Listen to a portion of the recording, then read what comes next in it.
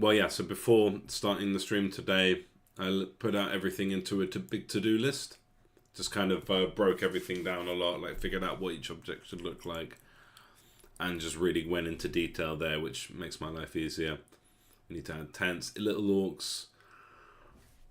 Yeah, the buildings would need to be prefabs because we want them to have quite a lot of versatility in terms of like animated objects. So it's not just a sprite renderer with a sprite, it's like more than one thing. And so if it's going to have 4 different versions, it can't just be swapping a sprite out. It needs to be like a prefab, basically. I was just going to do it in code for the odd exception, but I think there's just going to be lots of buildings that are actually doing that are not just going to be a single piece. So yeah, different colored tufts for the floor here. Like at the moment I've just shaded the green one from Ironwell, but I need to just re-export it in a different color. But and shadows, like I think most of the buildings at least won't look weird with a shadow. I don't think I can skew the shadow, but I can at least have it there, because you do end up seeing it from the camera perspective. That's the shadow, and I think it will add some depth. So yeah, I made like a nice little list of things to do. And yeah, getting kind of a bit sick of drawing. Been doing too much drawing. I feel like I'm just spending my life drawing sometimes, and I'm like, it's not what I'm good at. It's not what I set out to do. But I think it is worthwhile for me to be getting good at this, and I'd say that's good advice for anyone trying to be an indie at the moment. Like, learn to draw, basically. If you can't figure out how you're going to get your games looking better than what a solo indie can generally do. And just realizing need to go ahead with these little animations for the base. It's taking time, but it's worthwhile. Bits of smoke, characters walking around. So then there's the big one, characters walking around, and that was on the later list, but I actually just want to do that now. So I'm going to actually change the name of this stream to Programming NPC Extras, because this is going to be fun. I think this is going to be a slightly more fun thing. So basically, and I think I'll do it for Ironwell because we're pretty much set on the locations of things there, but as long as things don't change too much, it's going to be fairly versatile. So each town is going to have a little track, and where should we put it? Yeah, let's make an empty object called NPC track. This is going to be fun, I think. And inside that, we're going to have the first one. And what do we call them? Could name them like 0 to however many.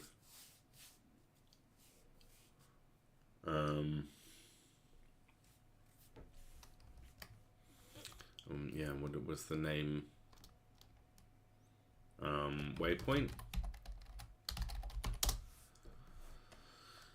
And I think Waypoint could have some features on it.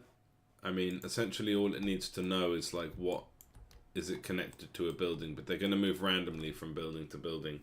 I mean, I don't know if I want to have any kind of logic around which building is which. For example, maybe only the units from the specific buildings can come out. No, I think they're all just going to be random actors. But there'd be some waypoints which are like buildings, and some waypoints which are not buildings.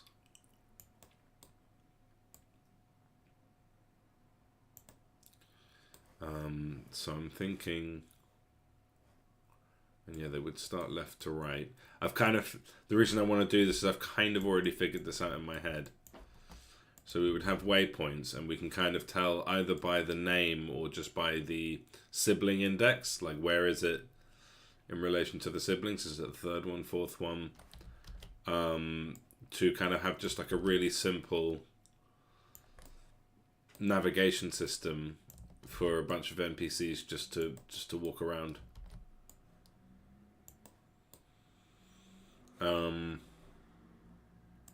Yeah, they're gonna have a script on them. So that'll make things, that tells us something. So yeah, add component, waypoint. So yeah, NPC. No. So it's the NPC that's gonna have the script.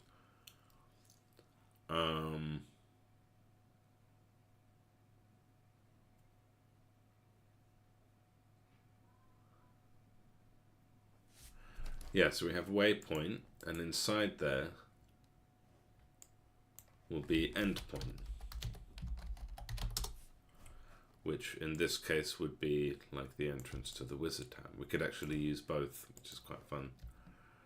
And then we would have another waypoint. And I can name them what I like, but I wonder if like they should be explicitly named.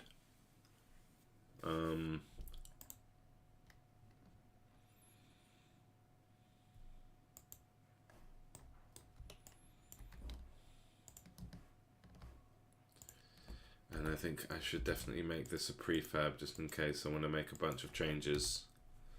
So prefabs, and I guess bases, yeah, just here in bases. Waypoint.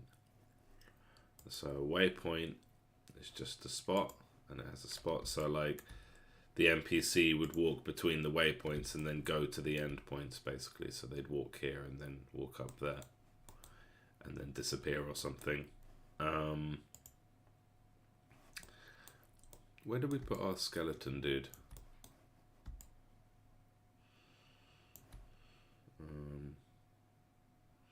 Well, anyway, we would want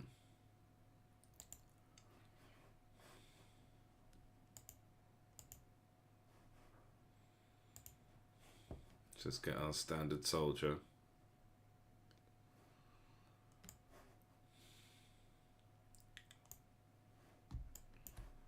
And I guess, yeah, he would be in a separate one called NPCs or extras. I'm gonna call them extras. I guess that's not the, maybe that's not the best name. I don't know. So this would be an extra. Okay, so let's just test it with like, so we just have waypoint. Let's just start to put this together very crudely. So we've got 3 there. Okay. And it doesn't matter what they're named. But it'd be good if they're tagged. No, I'm not sure we even need that. Okay, we should have like an NPC manager. Just have this as like a separate thing. Rather than, I guess I don't need to worry too much about optimization, but I think they should. Yeah, we should have a central controller. That's good coding practice, even if it's not really going to make much difference to optimization. I should do it like this. So we'll make NPC director. Yeah. NPC extra director. In our nice tidy scripts folder.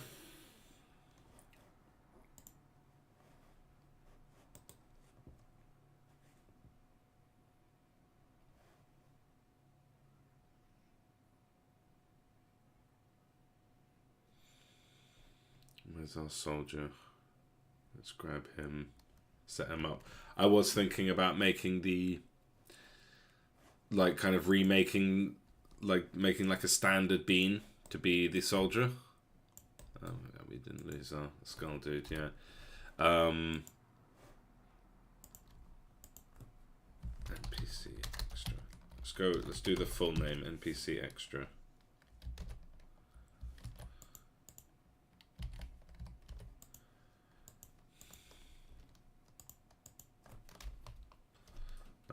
Yeah, and so he's about this size.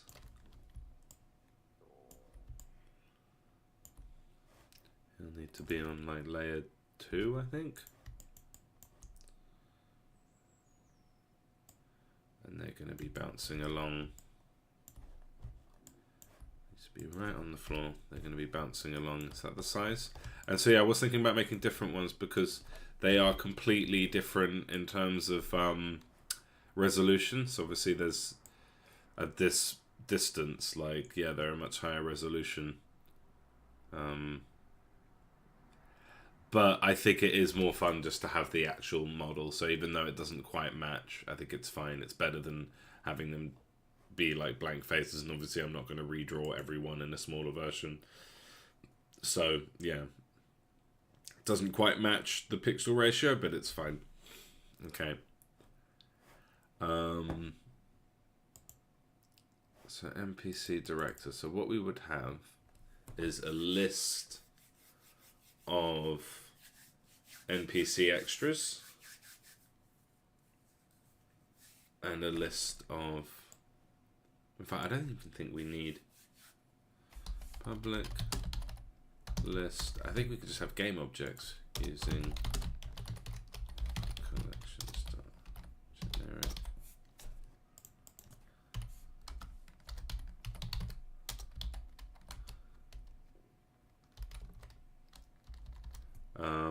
Or would it be transforms?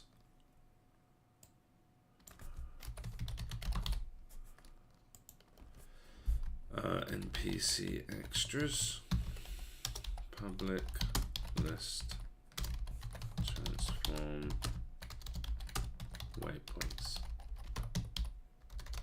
Okay. And yeah, I do want a central controller controlling all of them rather than each of them having their own script doing a thing. I kind of wanted to run a coroutine. So maybe I should have them each doing their own thing just to make my life easier. Because essentially they walk to a waypoint and then walk to the end point of that waypoint and then basically disappear, regenerate as a different NPC, then come out. But let's just focus on the movement. So,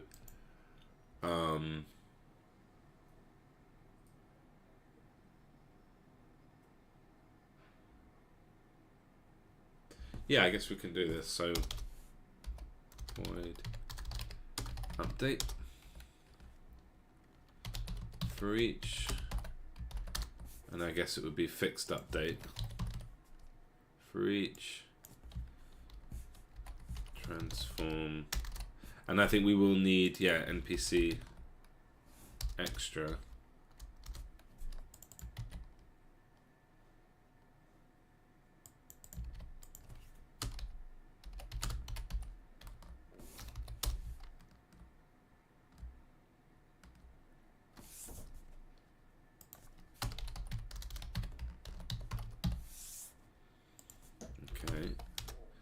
Probably make that before proceeding,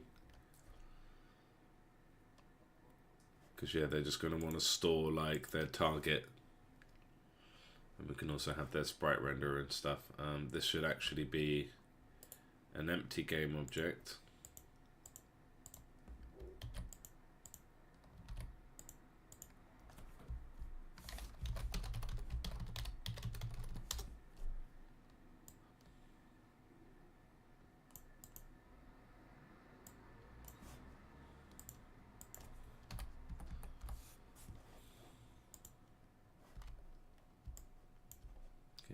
Fine. No, don't move the sprite renderer, move the NPC extra. And yeah, this has a script on it called NPC extra.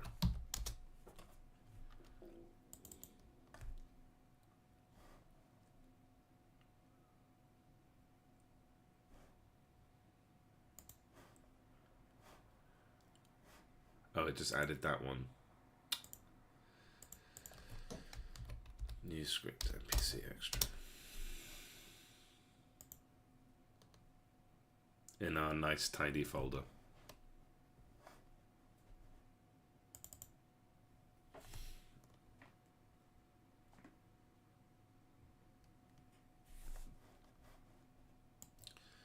So the NPC extra has, I guess, public transform target. I guess it would have a target vector 3.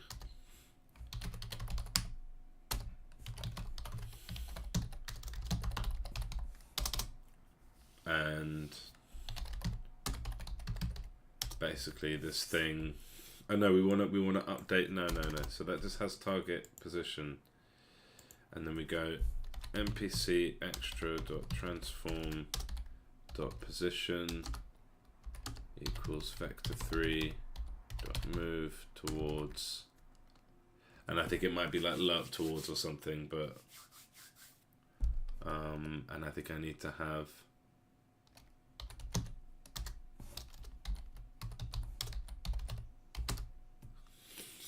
so current target would be NPC extra dot target position, and this would be time dot delta time, and I guess we should store speed somewhere sensible.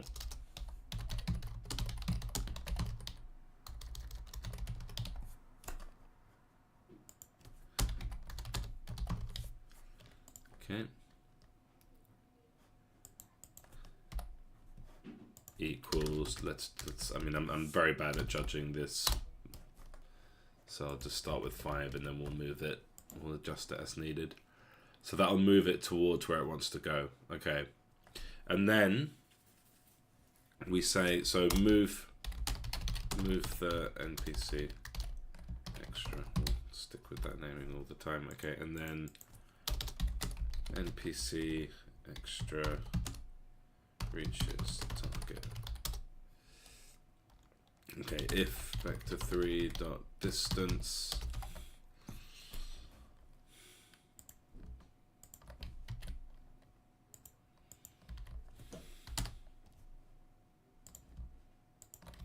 between me and my target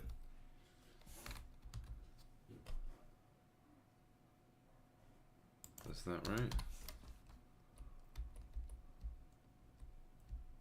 Yeah, is less than 0.1 f, let's say. So if the distance is small, so they're always going to, at each frame they're always going to be checking the distance from their target, but I think that's unavoidable.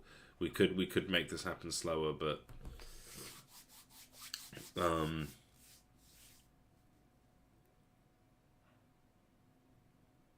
okay, but they're going to need like a list of targets.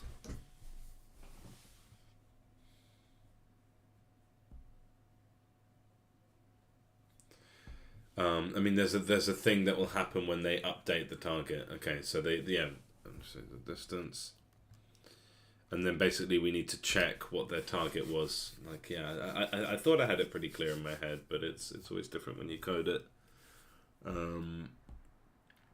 It's the things that I know I can do. It's just how exactly are you going to do it? So they're moving. They're always going to be moving towards their target.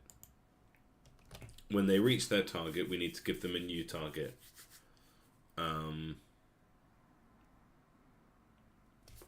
So what they might have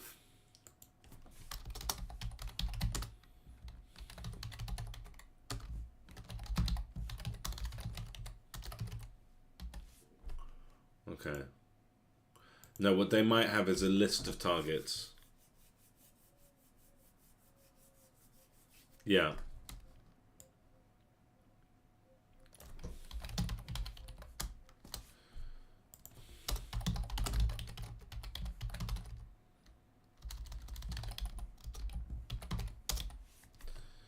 Look, list 3 targets.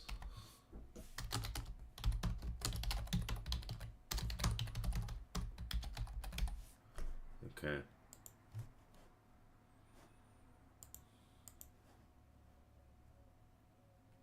So you get to the next position. So NPC.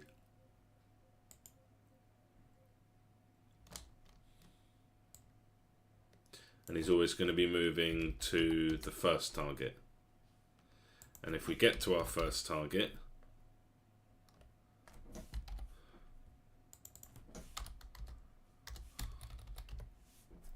so NPC move NPC extra towards first target list. NPC reaches target. So then I guess one of the things we're going to want to do, so like let's say this isn't the final target. If NPC extra dot targets is greater than 0. I think we want to do like the thing that makes them create the targets. But then we just move on to the next one. So we just go if NPC extra dot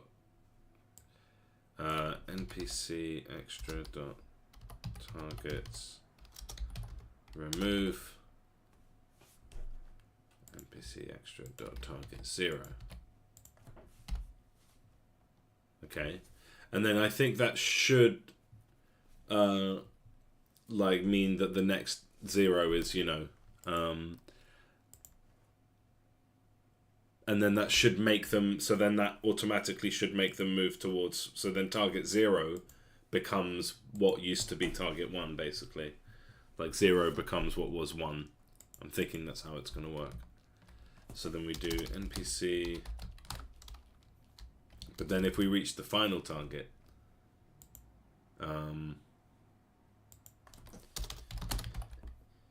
NPC extra dot transform dot targets dot count is less than 0. So this means they've reached their final target.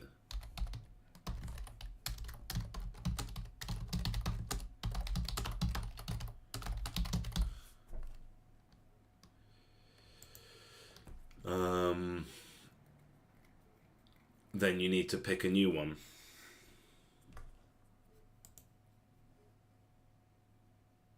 And so we'll have a list of waypoints. So, but yeah, okay. So first we need to choose what's the end point.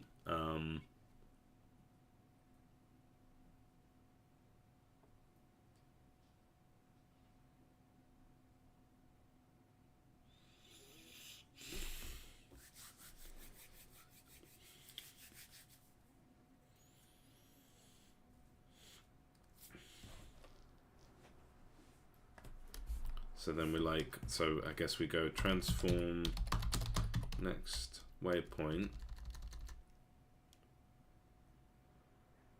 Yeah, I guess we do just want to store like what's the final target. I guess that would make it easier. I just felt like this was neater. Just you just remove the bottom one from the list, and then if you've cleared that list, that means you've reached your final target. Go away. So if NPC extras targets.count is less than 0, so that means we've reached our final target. So then we want to pick a building. So building, and this won't be clean to begin with, but yeah. So let's make a list of endpoints, I guess. Set next building. Building, I guess, yeah, start like this. Oh, got something in my sock. Start like this, endpoints. So, yeah, transform.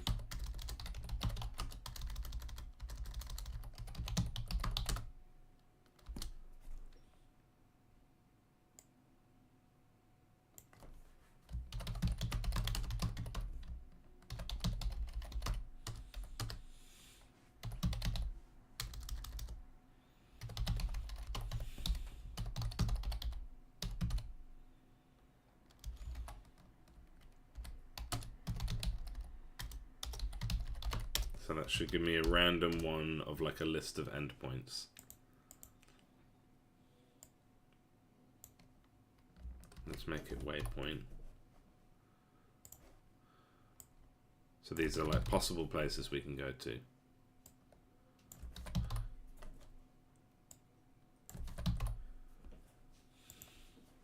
Yeah, we do have to like, yeah.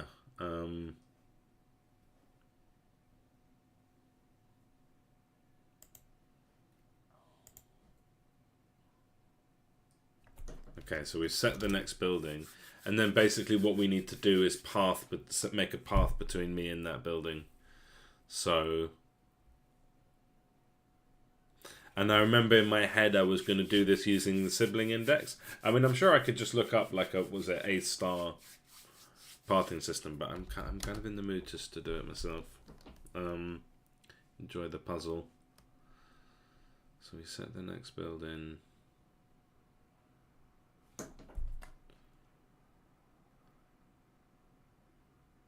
Yeah, random.range. Yeah. So next waypoint. So we've picked a random spot.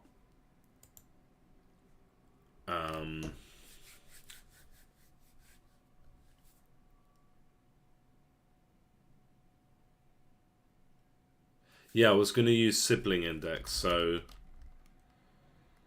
I guess let's just start like this. In current sibling index equals, and then I guess that's why we don't just need, yeah, so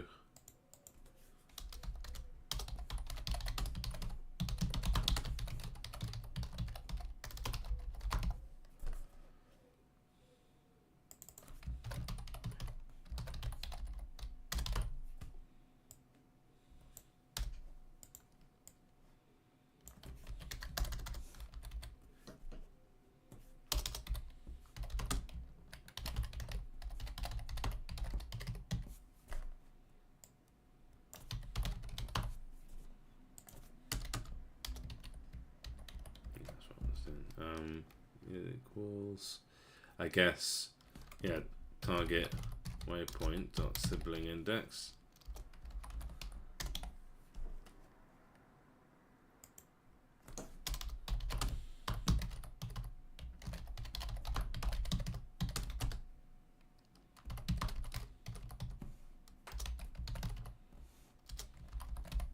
Okay, so then we kind of know what position I'm in, and then I just want to go for, oh, what's going on here? Is my computer melting, I wonder? I don't know. Okay, yeah, so so I'll have like a number, let's say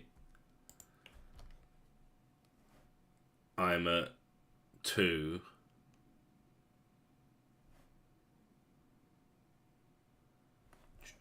Come on, it's not going to take that long.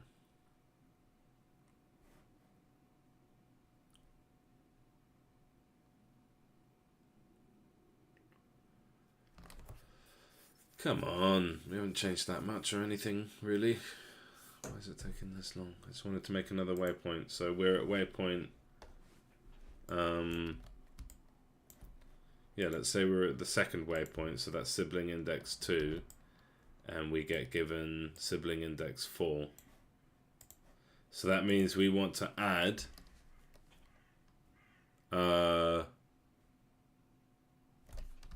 like while current target sibling index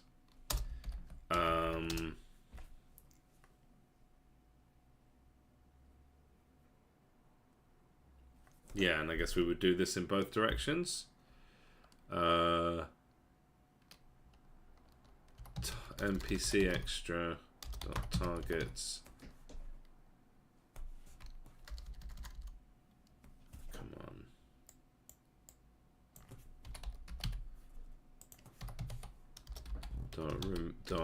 Add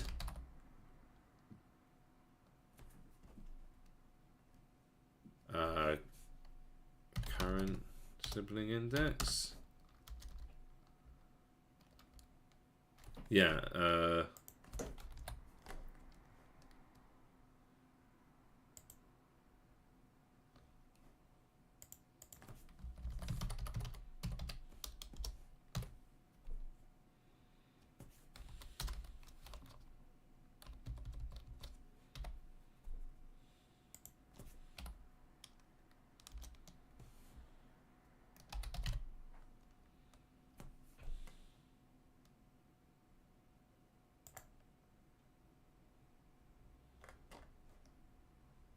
just waypoints, yeah.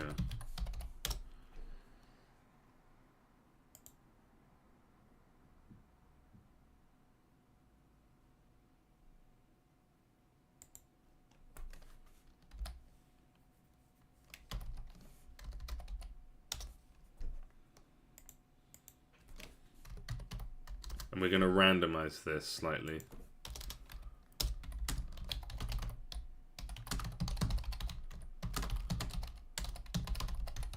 So that they're not all like walking in the same spot.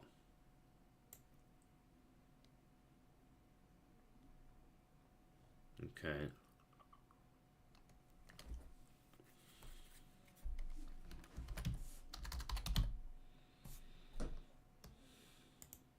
And then, yeah.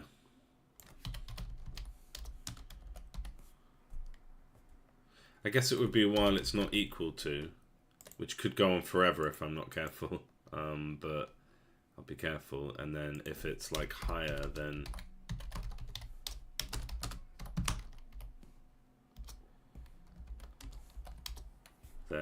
otherwise.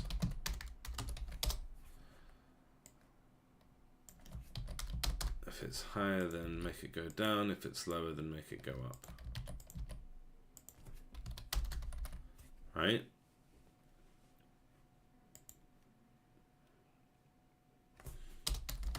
Add each waypoint between me and my target to my targets list. And what do we call target? Target waypoint. We should call that like final target.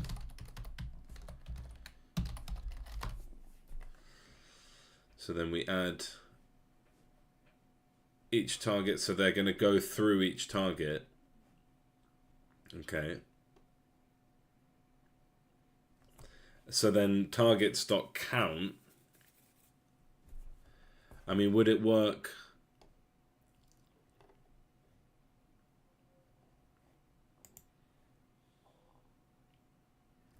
And then I can say, yeah, would it work if...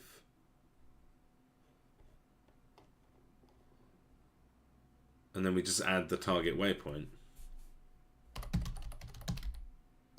So NPC extra dot targets dot add target waypoint dot position, and without any deviation, because that's the door. Okay. Slightly randomize this position. PC.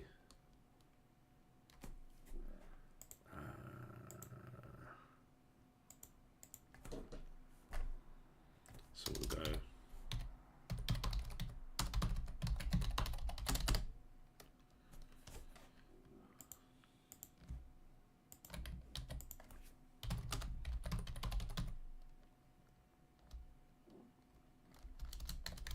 Yeah, so we go.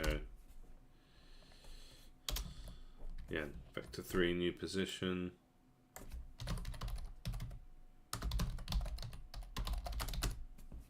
Equals that.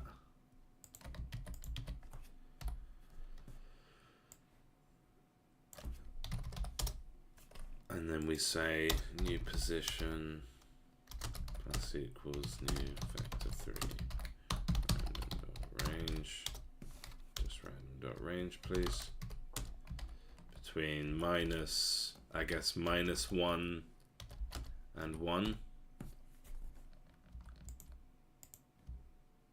on X and Z, but not Y.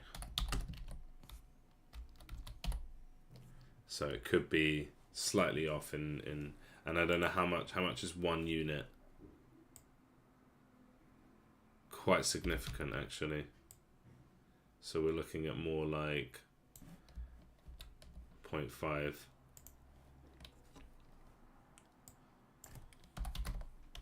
And again, of course, I should probably make some kind of constant for that, just so that it's easier to edit.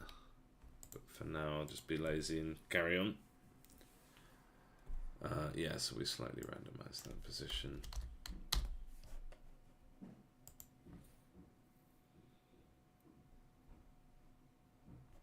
And then, so we add each waypoint. So we're always moving towards the next one on the list. If we reach the target, then remove that from the targets. And then if we've got no targets, that means that it's time to, yeah, okay. Except the target like the real end target is always going to be, yeah, we can do this, we can do this, we can make it work like this. Is actually going to be the child of that, but also that itself.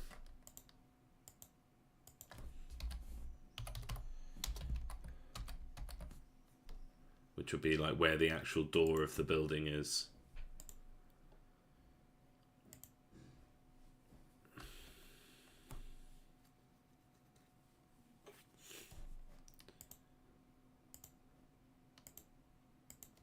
Yeah.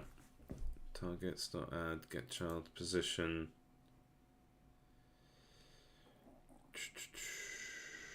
But we also need to add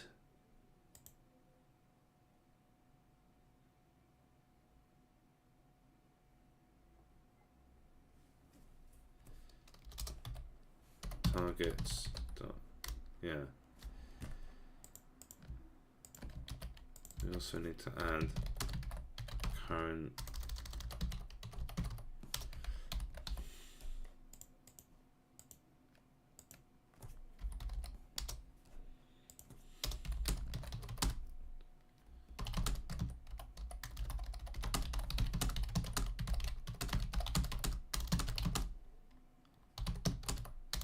one of the hard parts is going to be like randomizing them at the start. We'll see how that goes.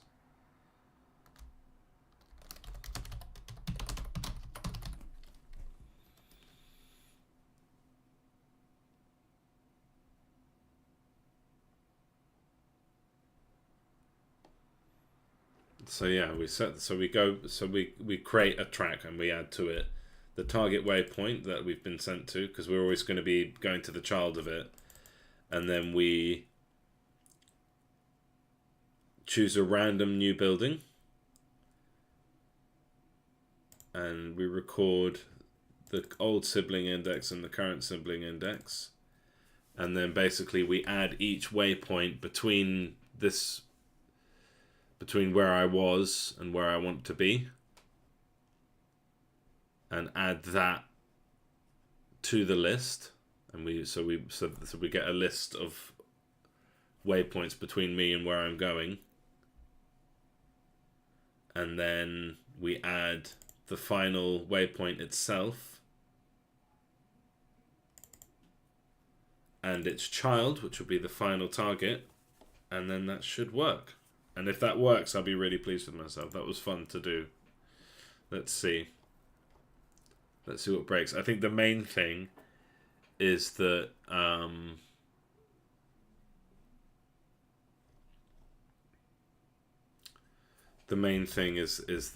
like they're all going to start at the same time, so I need to find a way to like make them start randomly. You know, just put them on waypoints. I guess if you just put them all on waypoints, and they'll pretty quickly start entering buildings.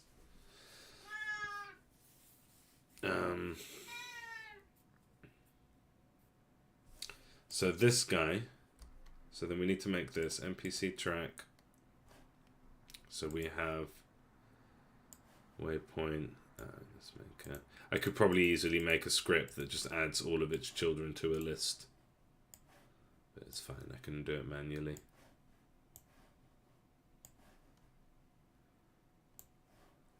Target waypoint. Wait, target waypoint should be on the NPC extra.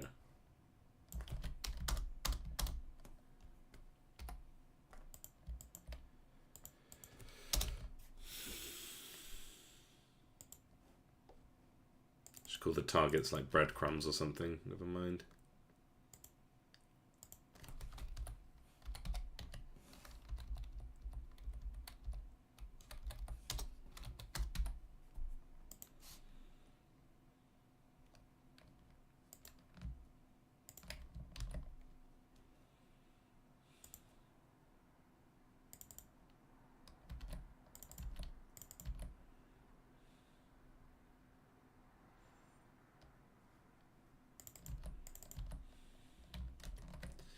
Okay.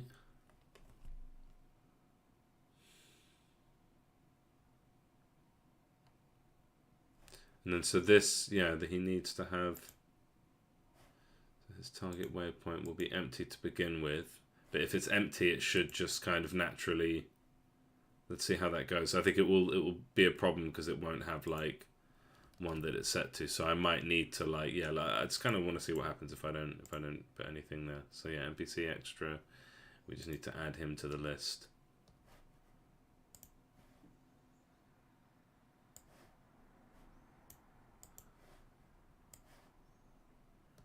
And let's see if that works. So we're gonna have to navigate to this scene, which would be a bit of a pain each time, but not too bad.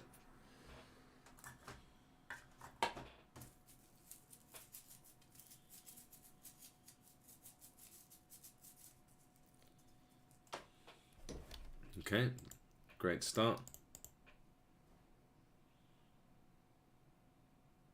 Okay, yeah, so it doesn't have any targets.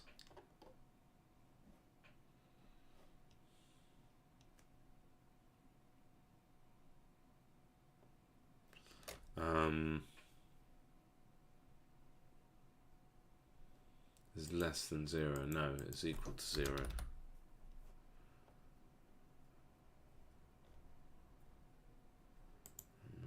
So it needs its first target.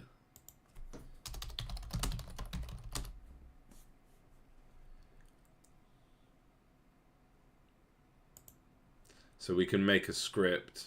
So that should happen at start. I could just have it happen above. Would that like break it? I don't think it would. So if this actually just happens at the beginning of the loop instead of the end.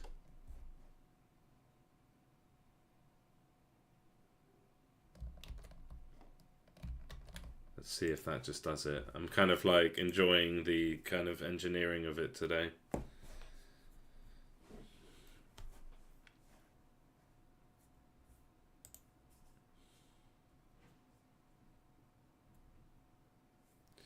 Then yeah, we need to do the code to have them.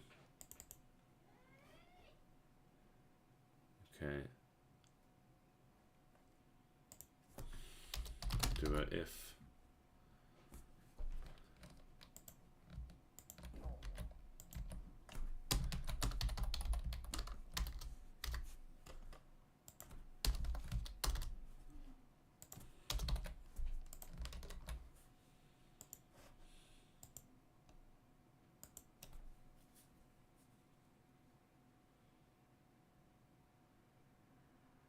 I bet there's some like deviously clever way. Let's see.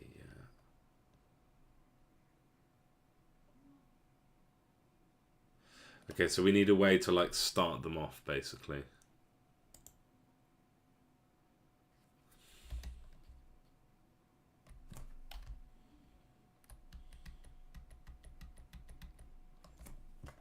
Should I change?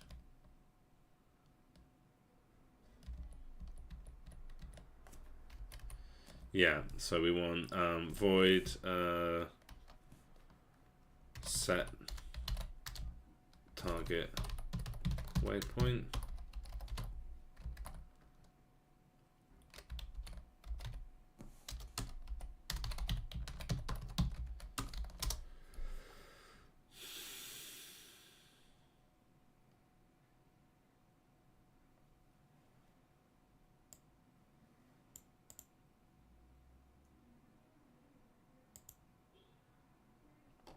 I guess it needs to have like a target waypoint to start with. So we would want to like, when we spawn them, we would want to like assign it to the one that they're closest to, basically.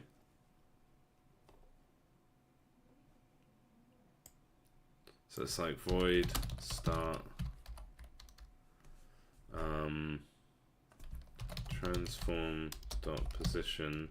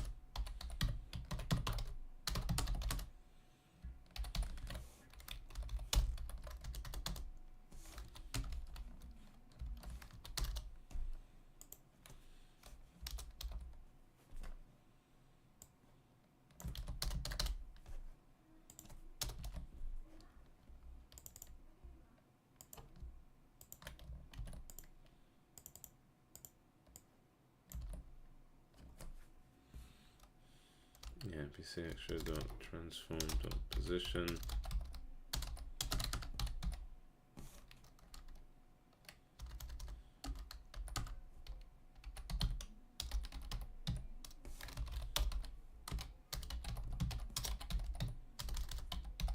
So we give them their first waypoint and put them there, and then their target, like, do I need to add their target? Let's just try that.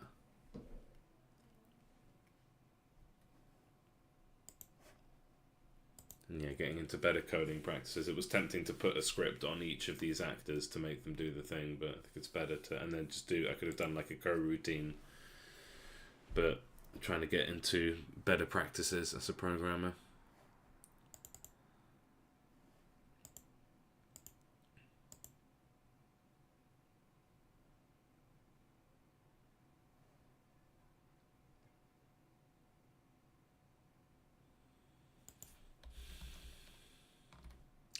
Yeah, I think I did want to move this to the top. I think it doesn't actually make the difference, except that we'll always have a target. So let's try that.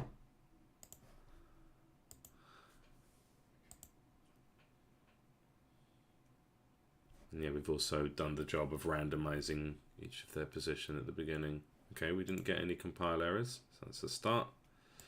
So we go to our town. Oh, hello.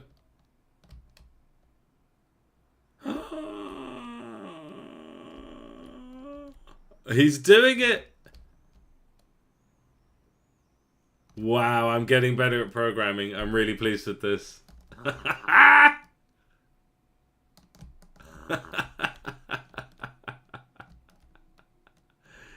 Oh, he's decided to go back to that one twice. Okay, we can't have that happen. And essentially when they go in the building, they're going to, so they can't pick the one that they're currently in.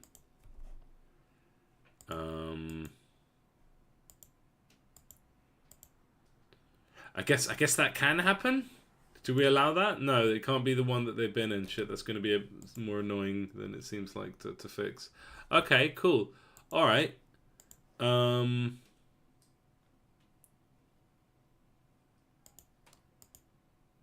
Okay, so when we reach our target, but when we reach our target building,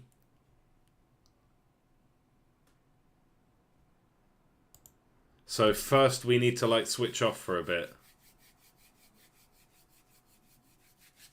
So we'll be like,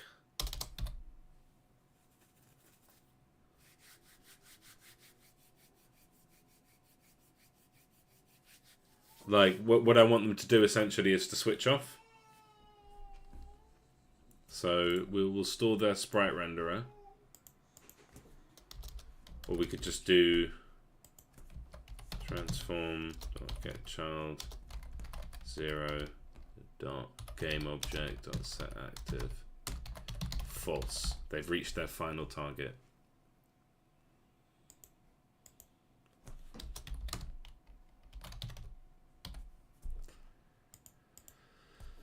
Okay.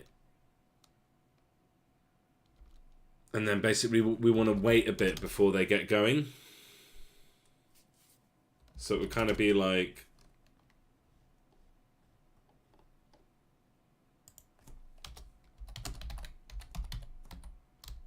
so yeah, I mean, I kind of, what I want to do is, yeah, is just hide them. So set active false. And then they could like go invisible to their next spot and then come back. I don't know.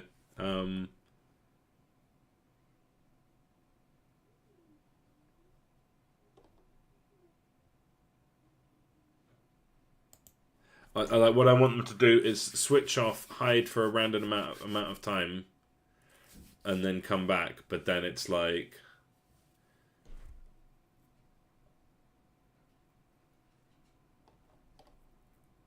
if so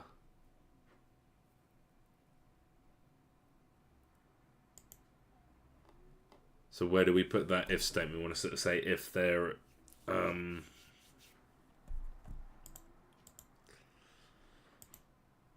if they like, yeah, if they're set to off basically.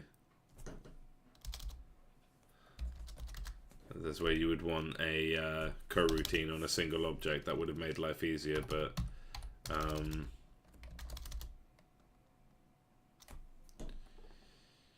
so each one would have a wait timer.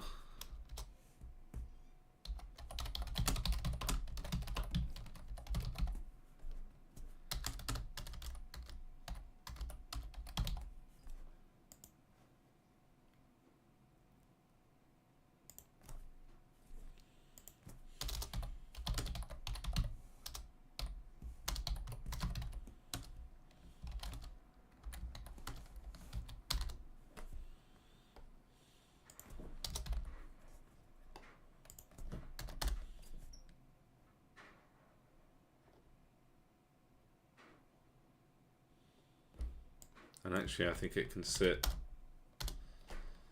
here.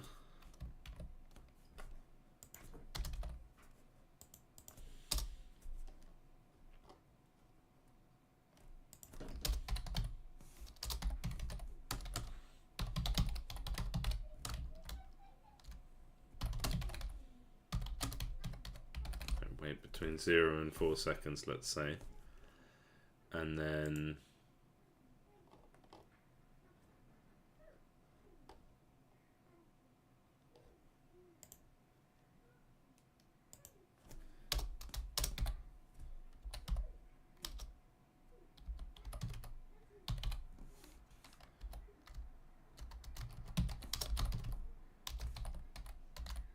I mean, it could just be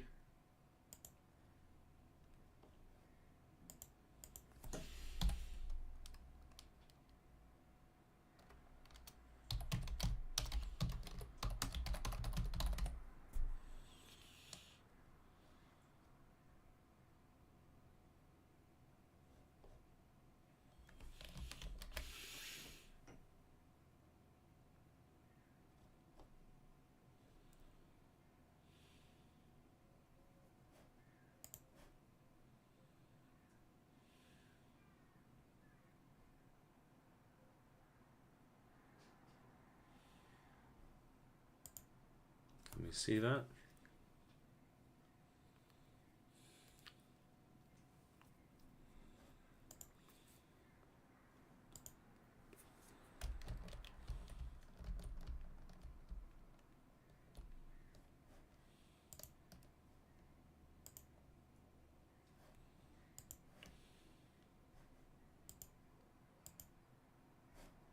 Ah.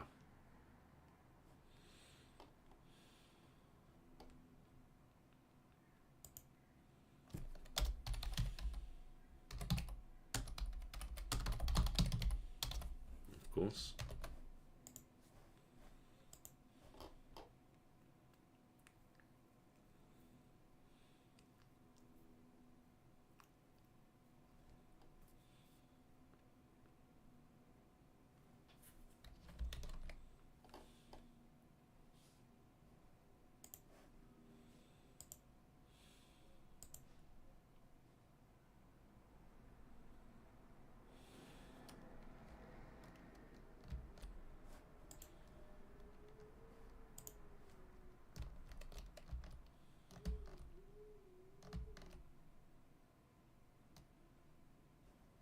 Okay, it doesn't appear to start waiting or anything like that.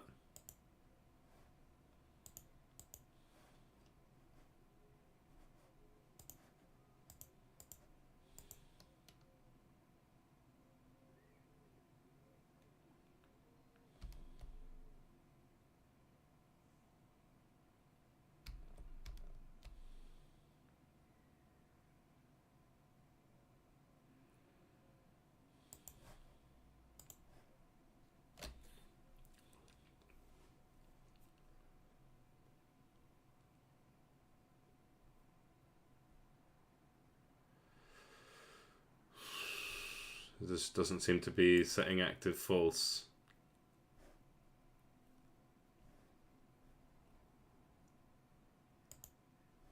See actor dot get child. Oh well, that's because silly me.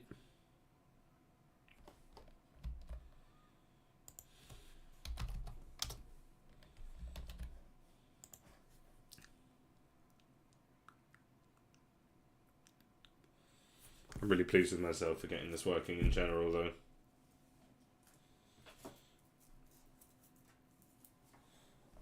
Like, it's not the craziest bit of coding, but it's nice to have done it in this kind of simple way and to have done it without having to like go online or anything.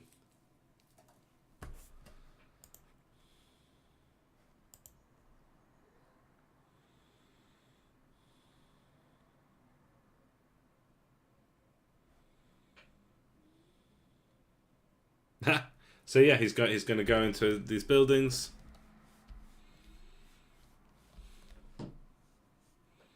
Stop for a little bit and then come out.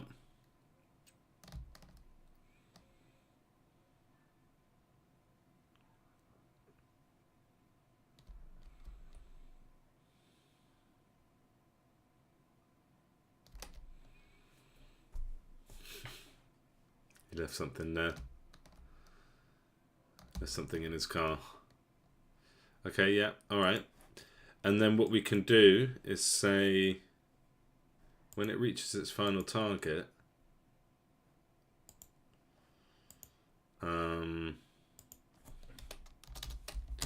change character. And then we say, so we'll have a thing for that, void change NPC extra sprite. And then we need to say, yeah. Okay, so it could be transform really. NPC extra get child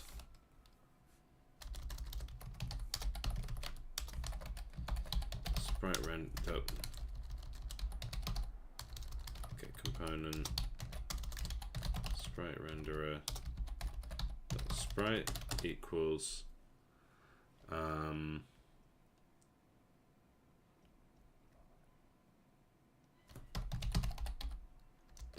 so we need to make a list of viable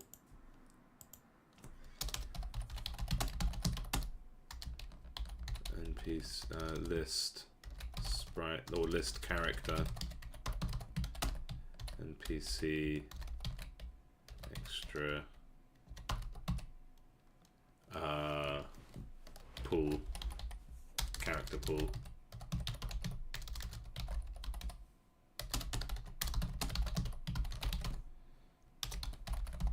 Okay, and in the instance that we are,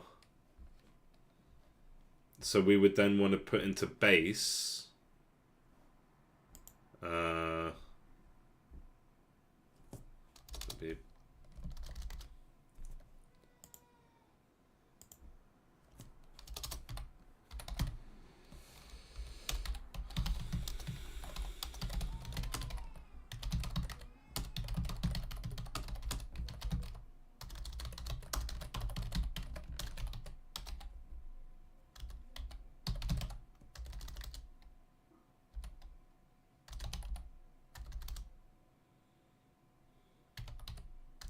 where's the list of all the characters?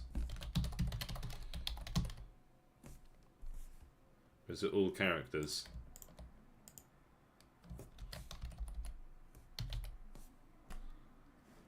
No, that's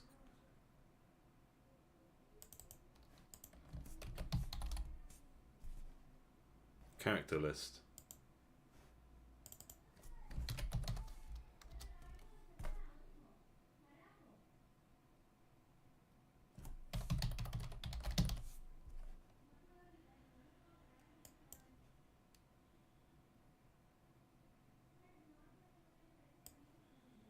Stuff.characters.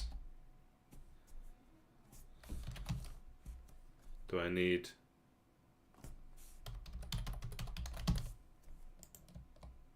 Oh, is it just characters.character list because it's static? Okay.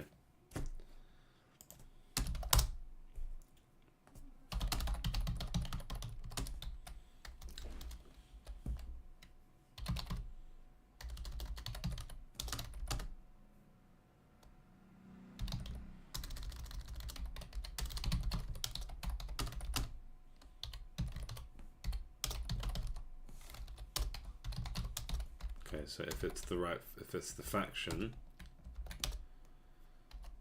if character dot unlocked, I guess that could be and.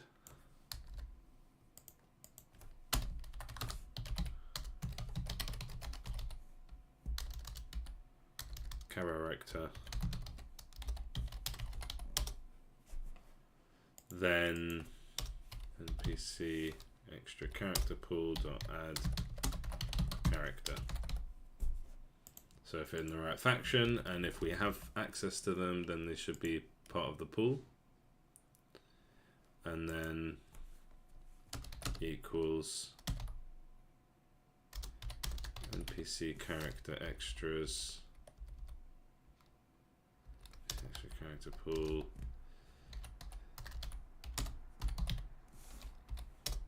Okay, so we should store that.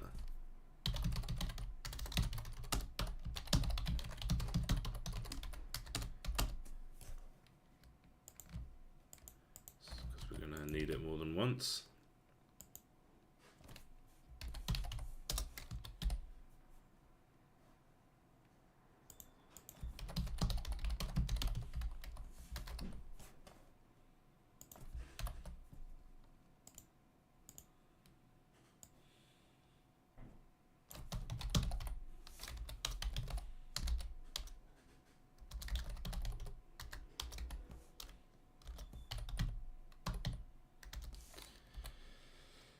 And then NPC extra dot.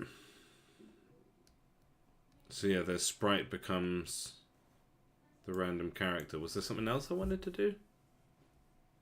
No, it's just the sprite.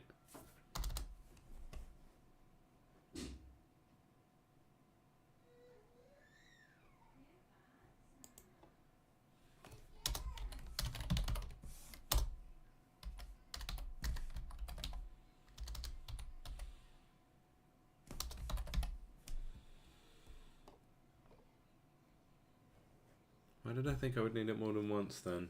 So the sprite renderer becomes that. Oh, the size. Yeah.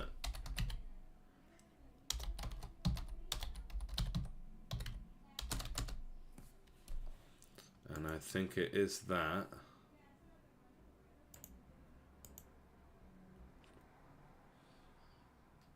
So he's at 1. And I'm pretty sure.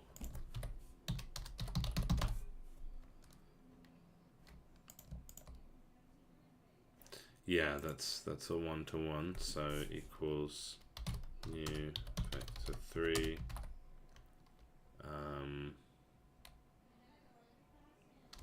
equals .1 times random character dot size, just so we can affect their size. Good. And we're going to want to do that.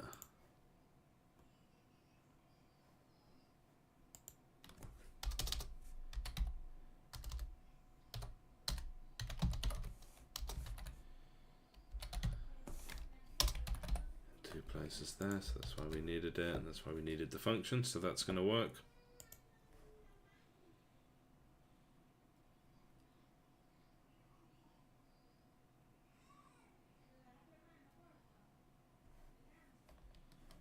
And we can actually say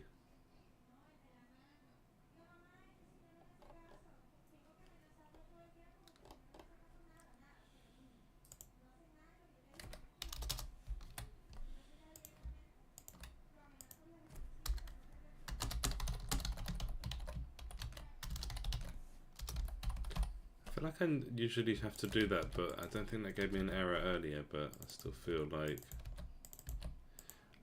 and then what we want, public transform NPC extras transform, because then I want to say for each transform trans NPC extras transform NPC extras dot add trans dot get component NPC extra.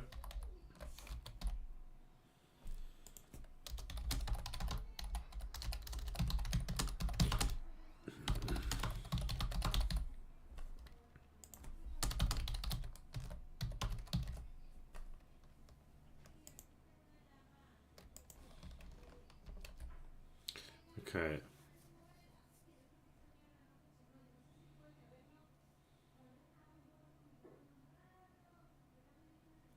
So yeah, we set it's a bit not neatest code in the world, but it will work.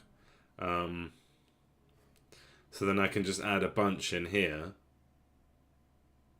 and it should. So let's not go crazy. Let's add like 3, and let's fix these a bit. So this waypoint is exactly on that door, just to get a good sense of where these waypoints actually end up.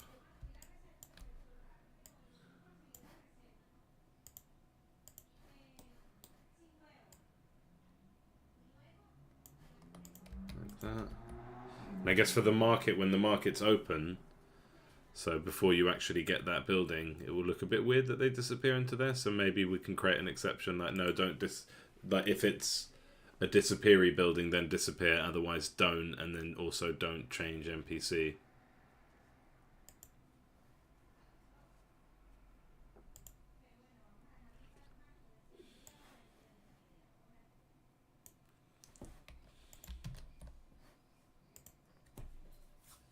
Let's see how we get on with that.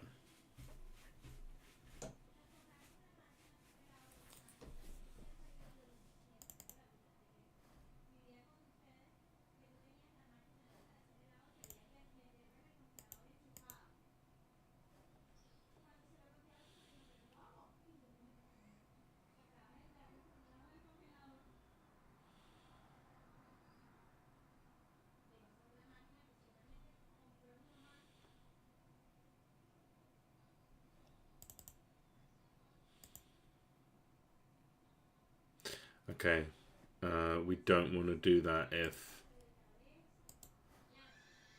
like, that's not going to be a problem if we've actually loaded, but let's see.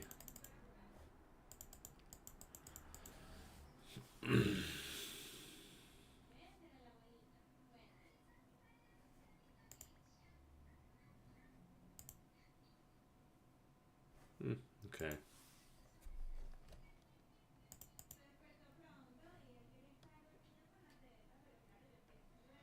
But I thought we dealt with that.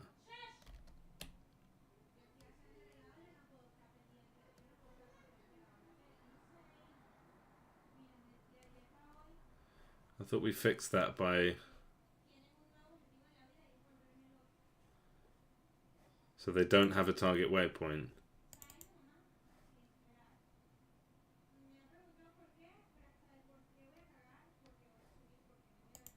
And we don't have... Base manager doesn't have a current faction.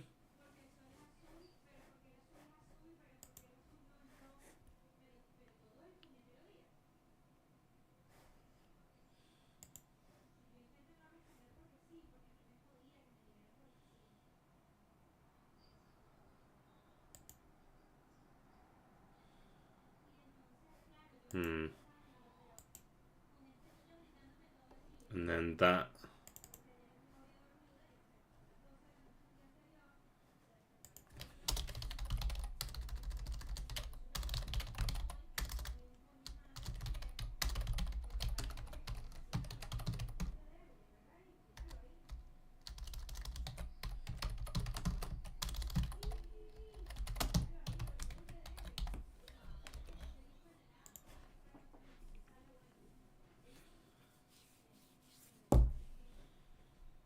Seems like we had it working perfectly fine, and then I just changed a couple minor things, and now it's completely broken.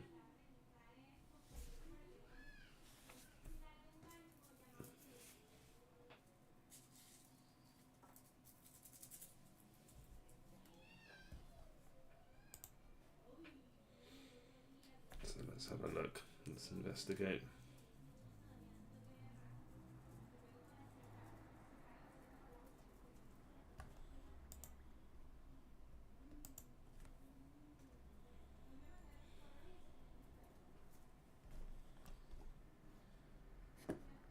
Okay.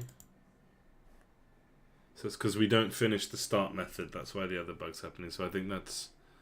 If we fix this one, we fix all of the other ones that came. Okay, so what? Do we not have... Do we not have a current faction?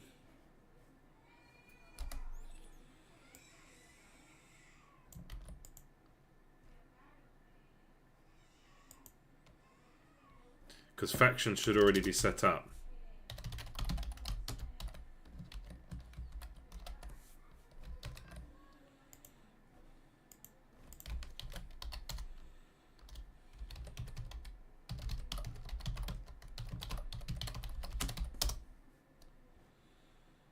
Yeah, it should.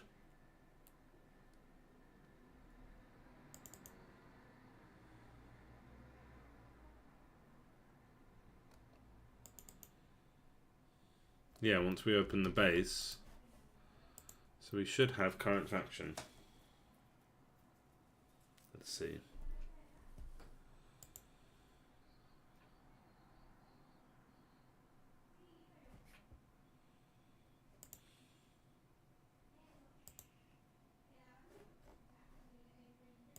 Yeah, so we have a faction. So what's...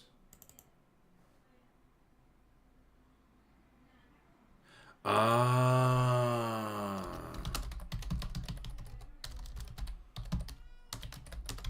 Silly me. I think some characters don't have factions. I think it might just be the one.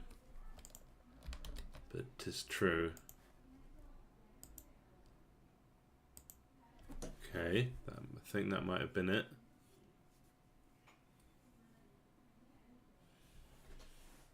I think that might have been the fix.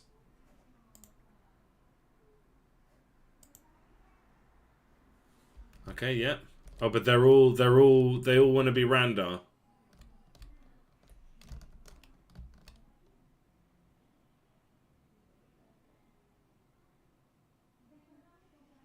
I find they're not passing each other too often, and when they do, it's not too bothersome. So that's good to see. But why are they all Randar? And obviously they're all a bit too fast, and they're not like moving properly. But we'll get there. We'll get there. Okay. So what's going on there? Let's deal with.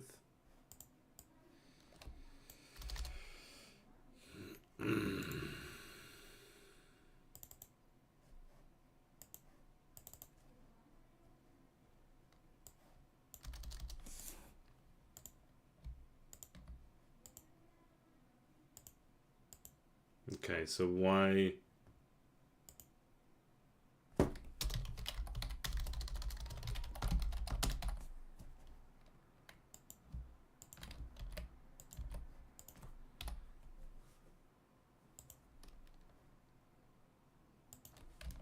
Yeah. Why is it that they're all just setting to the same dude? I don't understand. I thought I had them decided to a random character. Is it because he's... Yeah, why is that?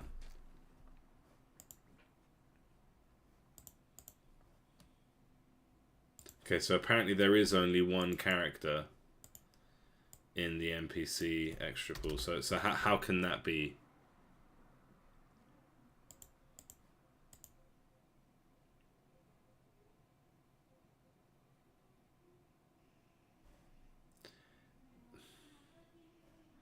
Is it because... So I would have thought that would also include soldier. So soldier. And what were we looking for? We wanted it to be character.faction is not equal to null. Character.faction is set.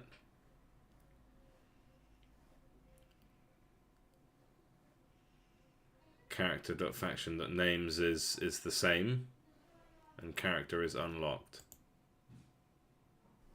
So is it not unlocked? Okay.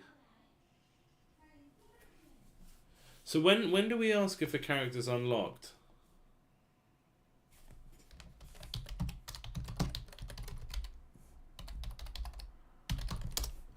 Because I thought they would all be unlocked if...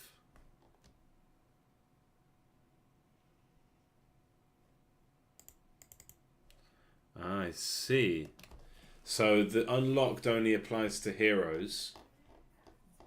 We also need to make sure it's not a hero. Okay. So not character.unlocked.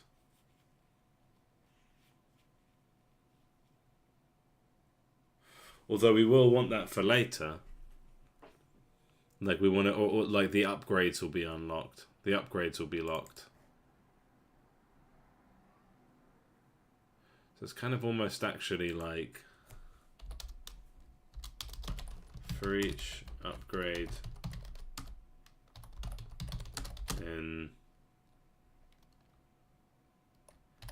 upgrades dot all upgrades, if upgrade dot faction is not equal to null, if upgrade dot ally is not equal to null. It's not the best way, but that's how we check if it's got an ally. And an ally is a character. Okay, good. So we've got our characters. If upgrade dot unlocked. I know I should be using ands and stuff, but I kind of prefer to be able to visualize it like this. Yeah, and if the faction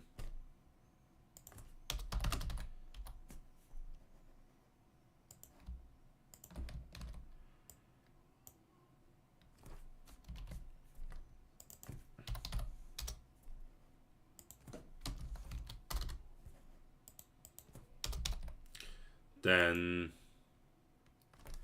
NPC character pool dot add character.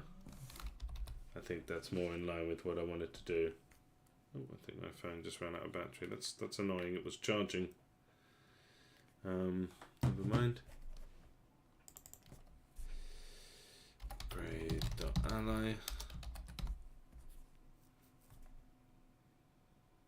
And that should do it better. So that's based on the upgrades I have. The character unlocks only pertains to heroes. Doesn't have to be like that, but yeah, I mean, it might as well be. So we're only going from the list of upgrades that are available to us, which actually won't include the heroes by nature, so I don't have to worry about that. Okay, yeah.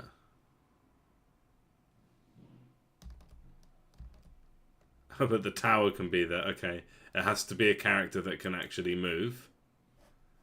So that's a good one. If upgrade the ally dot speed is greater than 0, and we might come up with more of these, and we could say like the higher end units are rarer. I don't know how exactly we could like have different lists and just have them spawn less often. Okay, let's set the speed down. Speed.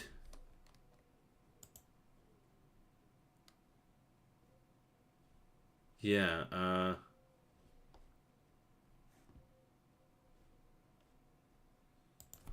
NPC extra.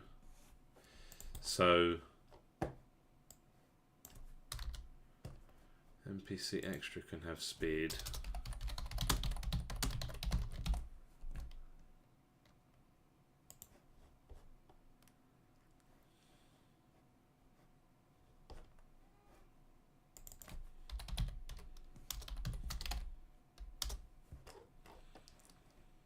And then we say NPC extra dot speed equals character dot speed probably divided by 2.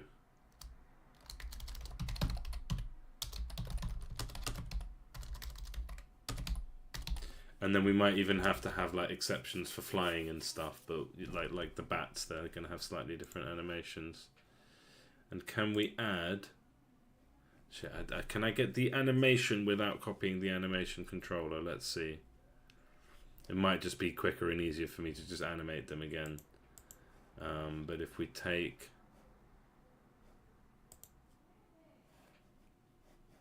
scenes, if we take this character controller, so if we can make an animation,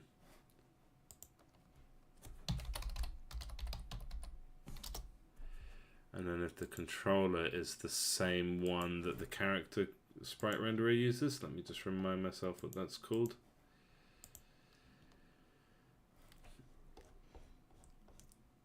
Oh, is the animator not actually on here? Is it on character sprite renderer? Yeah, it is. Okay, so can I use that? I wonder.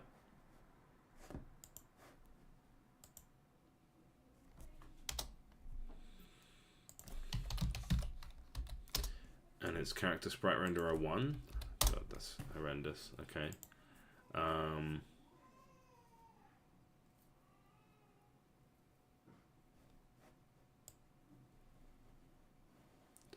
So that is going to jam up the size.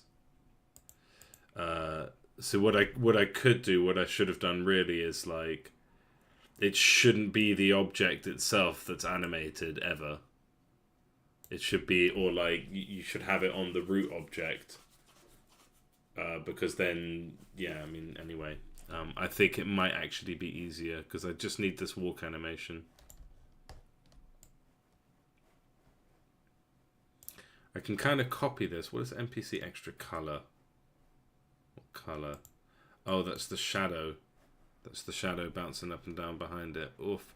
Yeah, I would like to keep this animation, but it needs to be on the sprite renderer, not the thing.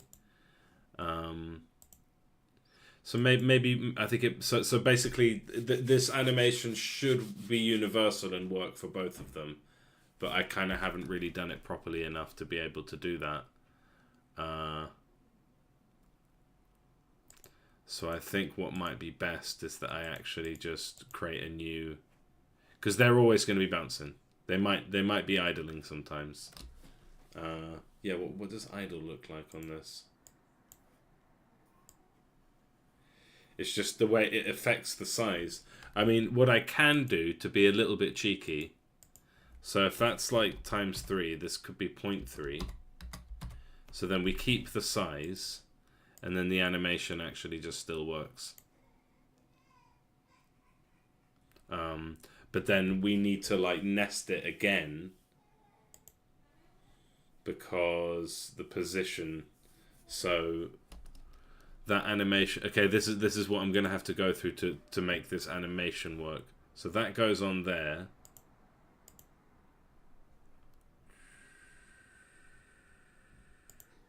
And so actually it would be like this.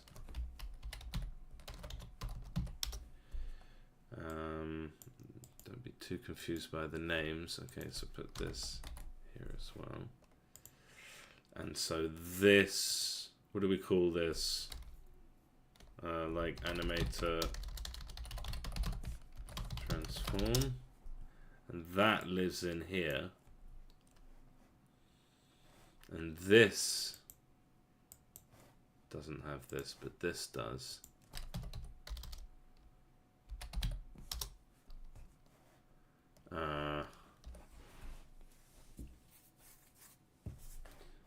And then this would have access to the animator, although at the moment, can I just have that on? And then hopefully, so let's delete the other ones. Let's have a couple of these. Hopefully that should work. But now they're too tiny. But that's just because. But when we animate them, they're going to be the right size. So I need to, in each case, animator transform should just be defaulted to 3, just so I don't confuse myself. So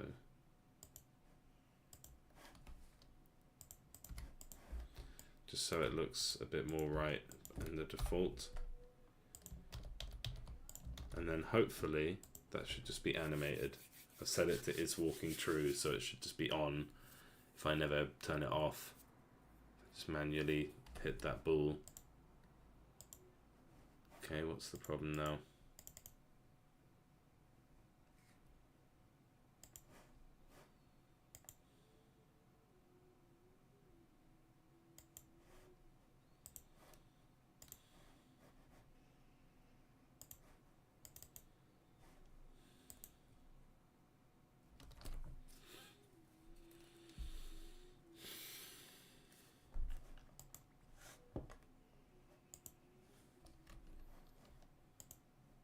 Yeah, the thing is, I think they're rotated too much.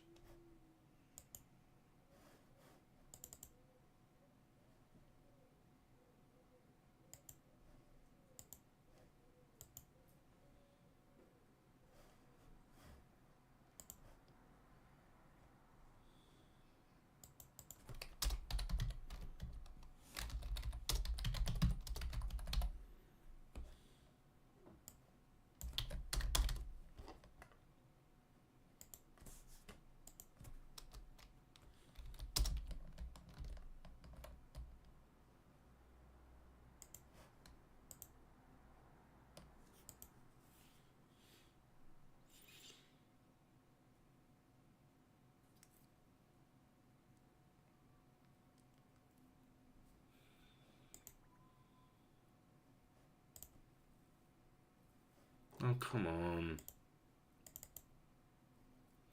Okay, yeah, that's the one below, so it would have to be get child again. Jesus Christ. Okay, let's do that.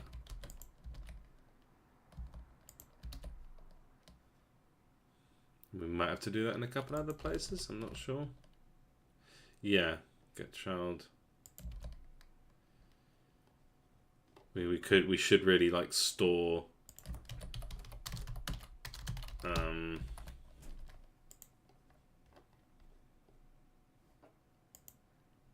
here as well. We should store the sprite renderer on the NPC extra, but you know, it's not really needed. I mean, this is really one of those like throwaway bits of code. Like once it's done, I'm not going to be able to use it for much else. But it's a nice little sort of, I'd say, quite quickly done little way to get dudes. Okay, yeah, I forgot. Walk has no receiver. Give me bollocks. Does it have to? Like, can it not just? Can it not just not? Like, again, it might just actually be easier for me to just reanimate it, just animate it again. No, we've come this far. And yeah, the rotation. So like, is there even rotation here? I don't think there is.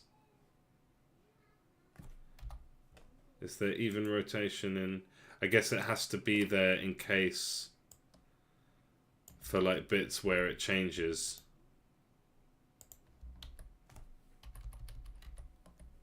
So we'll keep it, but then what we might have to do just to make this work is like counter the rotation. So if walk looks like that, then the sprite renderer is gonna have to like fight it by being at, I guess, minus 35. Yeah, because that would be minus 45 plus the 10 of the tilt of the camera. So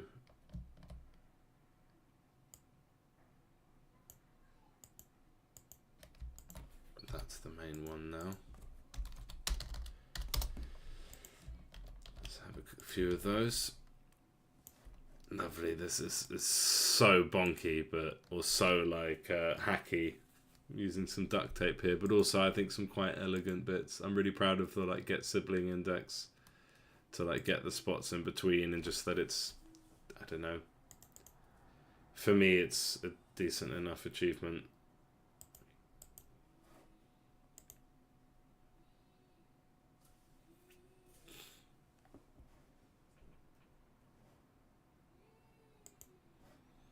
Yeah, I need to figure out what's going wrong.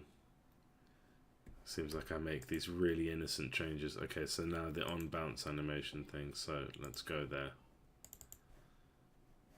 So animation on bounce is supposed to link to, like, can it not just like not if not, you know? Okay, so animation event handler. That's what's there. And then on the animation, it's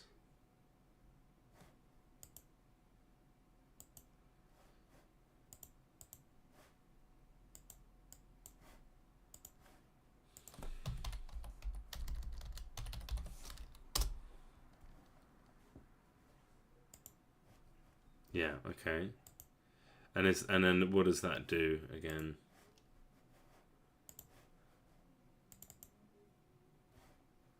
On bounce.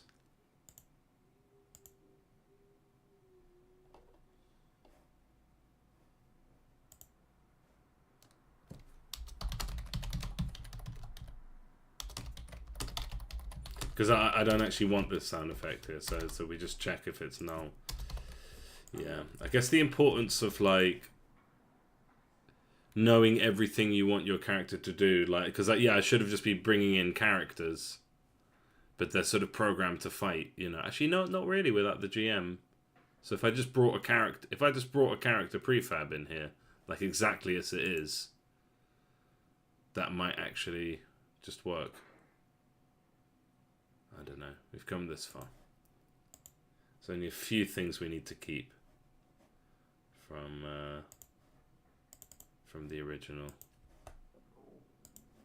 Sadly, I've lost the ability to start the scene in here. I mean, it's an easy fix, but I just don't want to. Right. Does everything break? Yes, of course it does. Oh, it's because I only did that for one of my dudes. Okay, fine.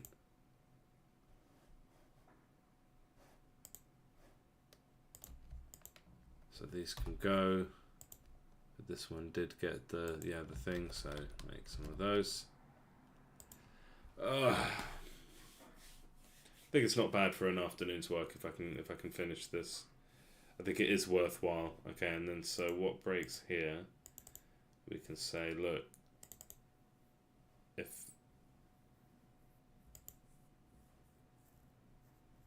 so that's because we haven't made that, or because that's not going to be ready yet. We say if save load dot current profile is equal to null, then scene management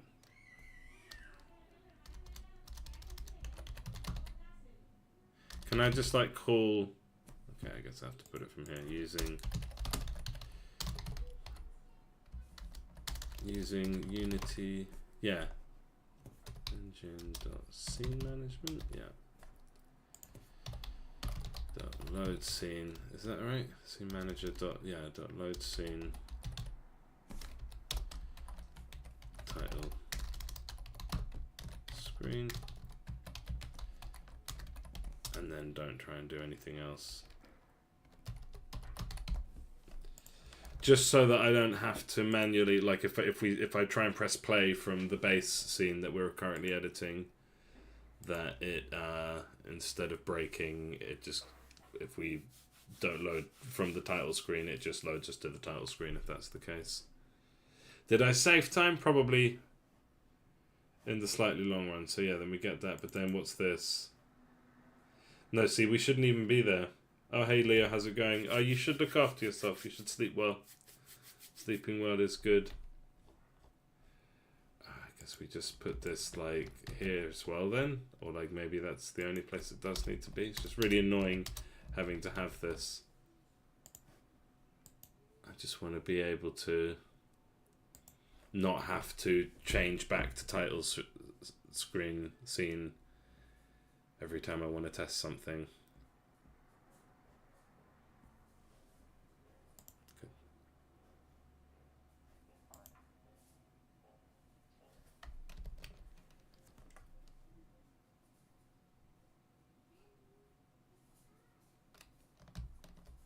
Okay, yeah, there's a bit of wibbling and wobbling.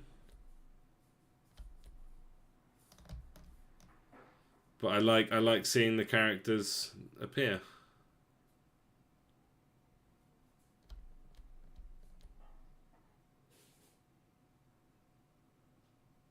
Yeah, they shouldn't be disappearing into the market. That obviously feels weird.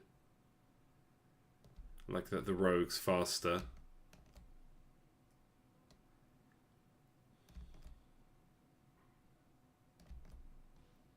I think we need to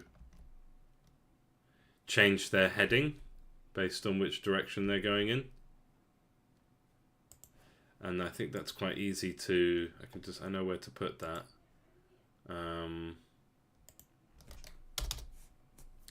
Okay, let's get the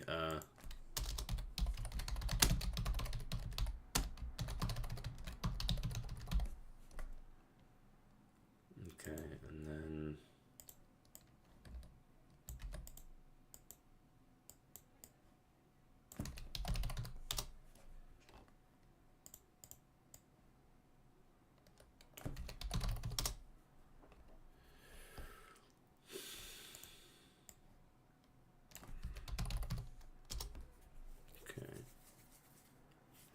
and so then we grab that, we say sprite renderer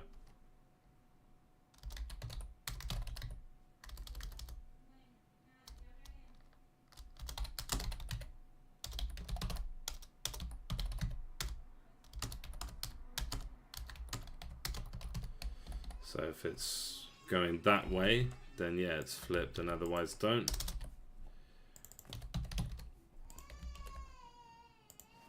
Okay.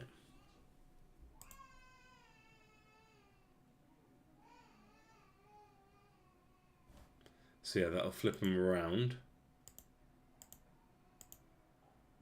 And then what else are we missing, really? I guess the speed is still a bit too fast.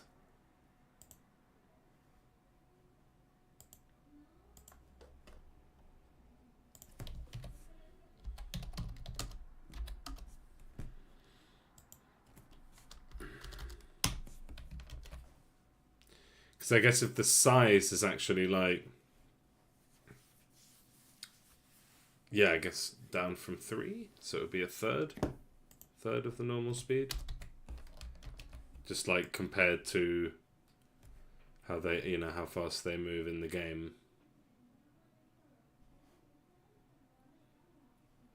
And we can have a few more. And I would maybe like to make the bigger ones rarer.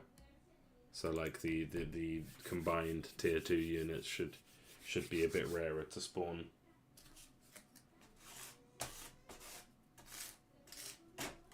Okay. No, come on. That's because I haven't set that, of course. Typical me. And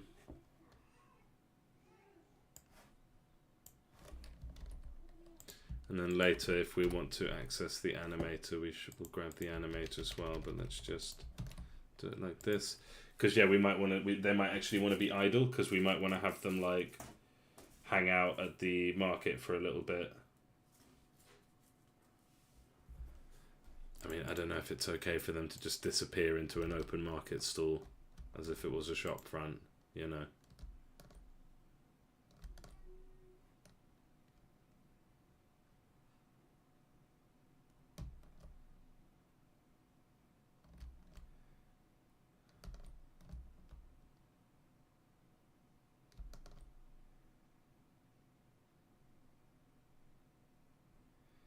Does it feel like they're kind of...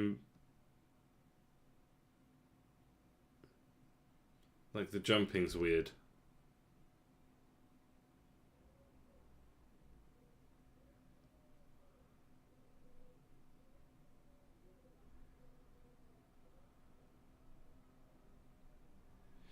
Like, did I do something? And I feel like I must have done something in the jump.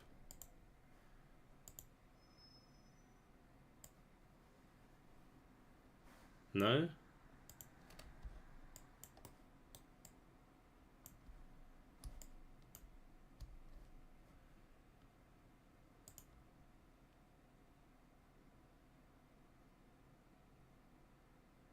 Feels like they're not moving at a consistent speed. Maybe they are.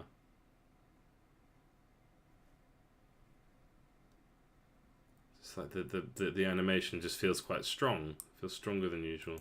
Well, for one thing, they're flipping the wrong way.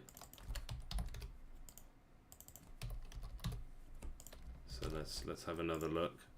Maybe that's just throwing me off a bit.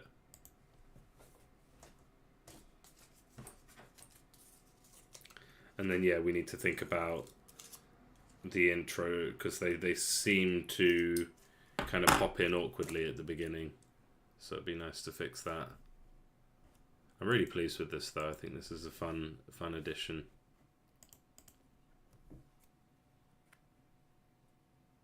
So yeah, the way they all kind of just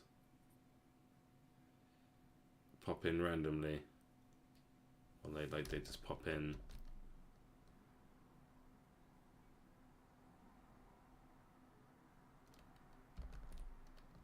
But I think it's a very nice touch.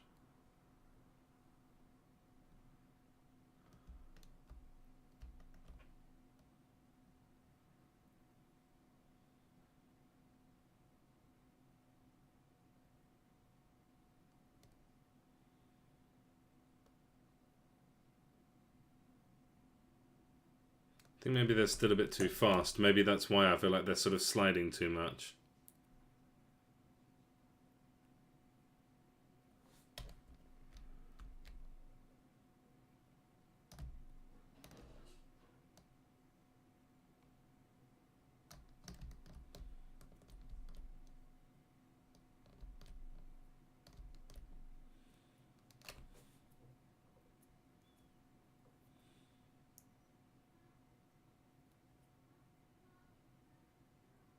I think I don't need them to go to random positions. I think that might be like making things weird.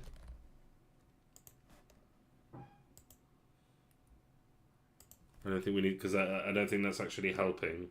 I think it's fine if they just kind of walk through each other, and it's going to happen anyway. And it is actually just kind of making their landing a bit jerky sometimes.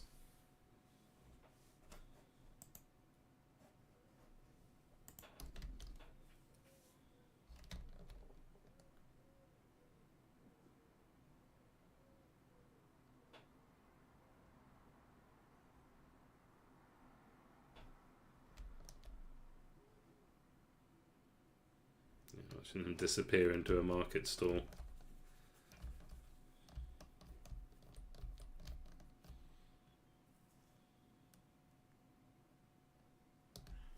Yeah, and we could do something like, although it does feel like extra work for nothing, but like maybe the priests are more likely to come in and out of the church, but then I have to kind of write like probabilities and stuff for, you know, like, oh, but it's weighted that they're a priest, but someone else walked in there, and, you know, like I would have to have a list on each building of which are the units that come out of this building, which I think is just a bit too much hassle. I think that's a bit much. I think this is fine, and it just kind of populates the map a bit. I'm happy with it.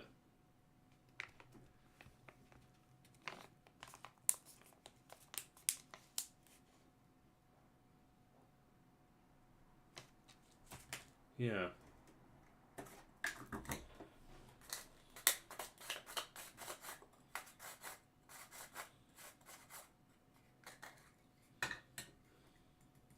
I think there might be something to, like, even though they're smaller, the jump ends up being too high. So like the jump is bigger than it is in the main game, so they're actually like hopping a bit too much.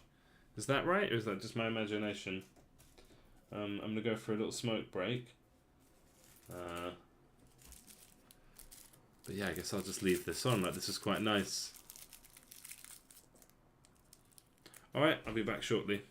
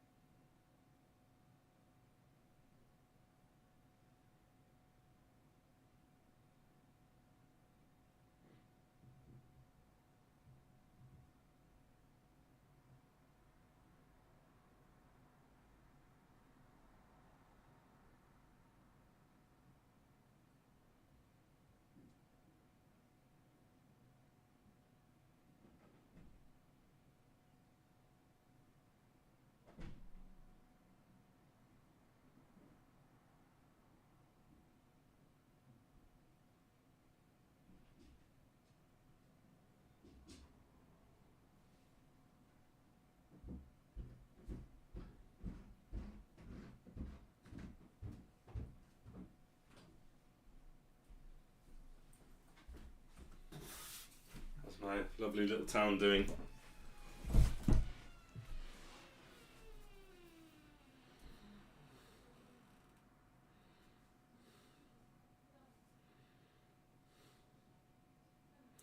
Can't help but feel that they move weirdly. I think I just went back. So we need to exclude the one that they were just at.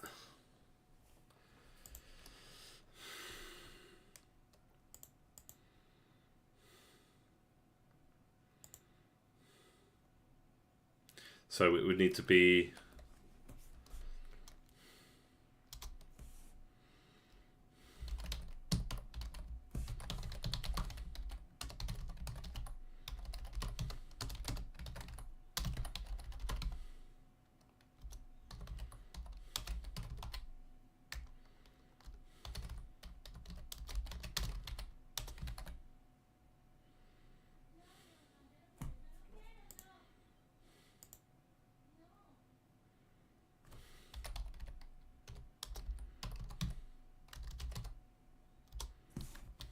Yeah. That should mean they never go back into the same building that they just came from. So yeah, I spoke about this, and yeah, we're doing this instead.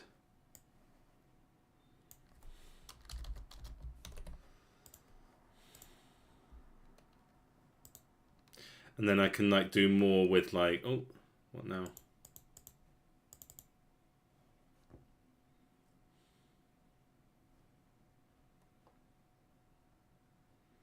Okay, I'm just going to do...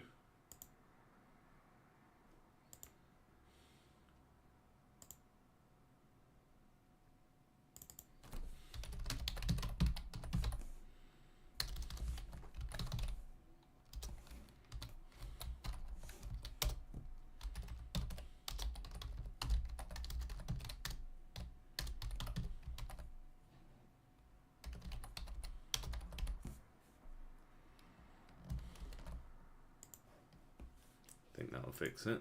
Because I think I can't... that it is actually pointing to that one, and we'll remove it from that list.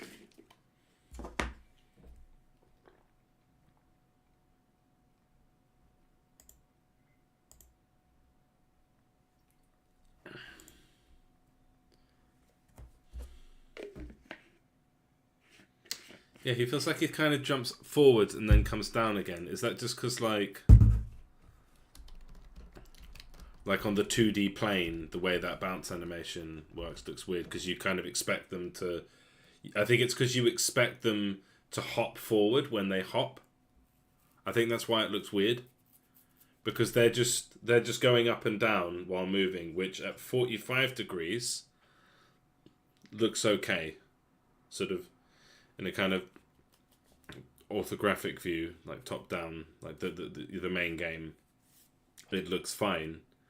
But from a side angle view, you do expect to see the jump more. But they are just moving up and down.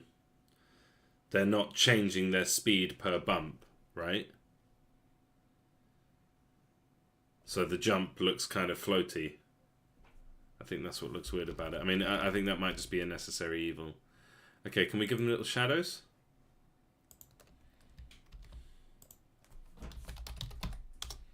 Oh, and would the animation white render shadow? Yeah.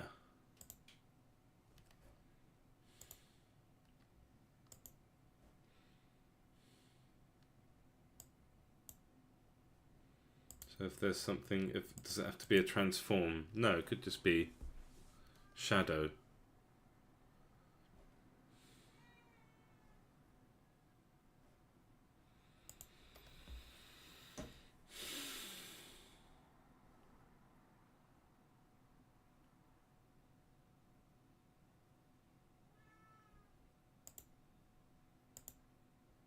Status effects, shadow. So if I nest it in something called status effects.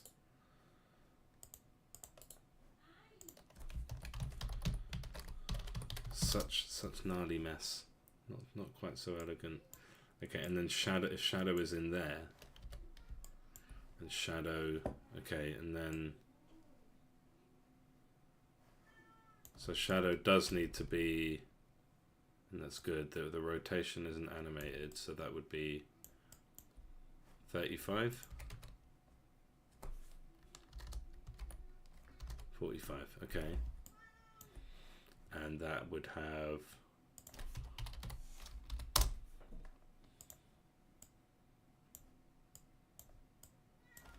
like that. And then we don't need any more stretch than that. And then the shadow ends up bouncing a little bit, which kind of looks weird, but might look fine with the character. Okay, should we try that? And then the shadow would also need, so it's getting a bit complicated, but okay, we're almost there. We're almost home. There's not much left to do. So we would have public sprite renderer,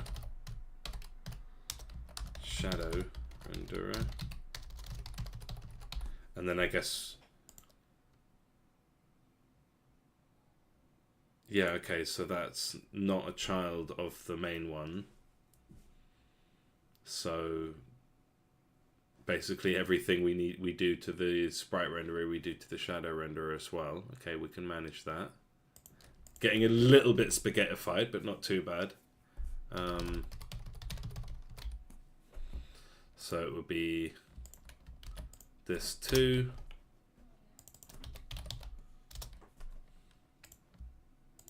Not too bad, not too bad.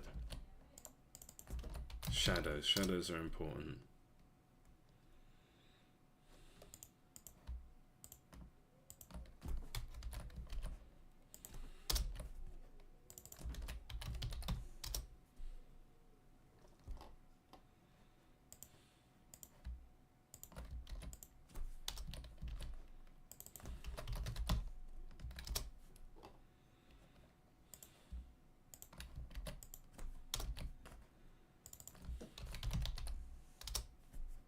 Yeah, we don't need to get a component here because we've already got it.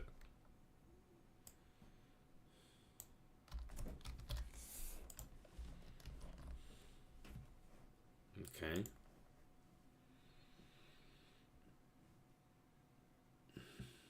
I need to make sure to assign it up here. I usually forget that kind of thing.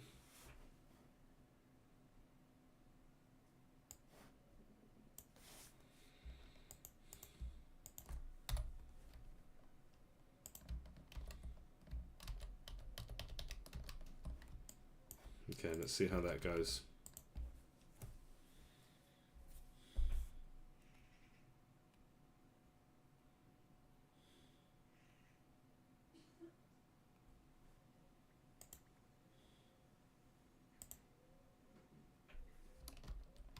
Yeah, they just got little shadows now, and it works fine.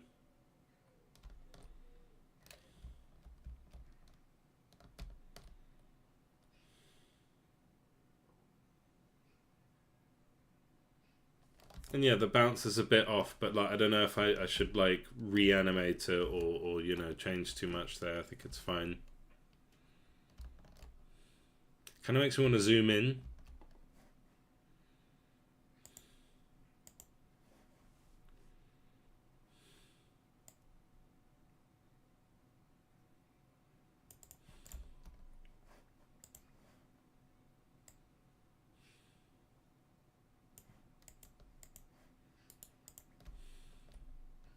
Come out, do right click to close those windows. But yeah, no, this is fun. I really like this.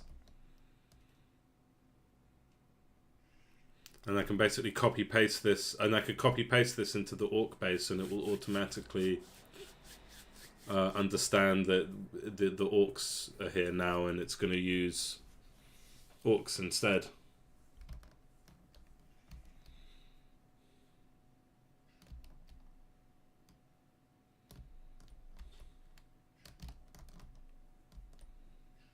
Yeah, and the different speeds, but the speeds are based on the character, so that works great. Okay, yeah, I'm really happy with this. I'd say that's a decent afternoon of work to finish that.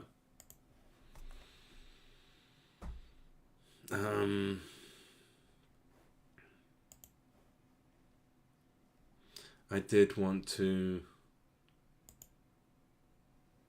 level, see, yeah. What we kind of want to do is when we spawn a character,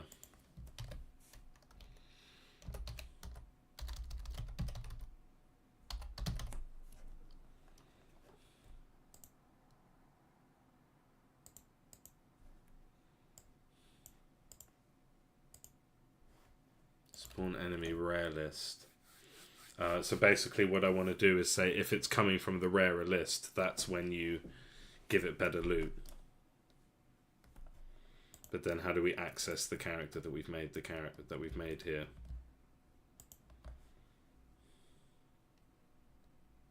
Can we say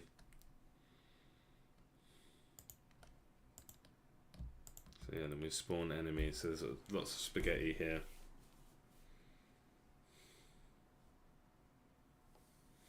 I mean, essentially,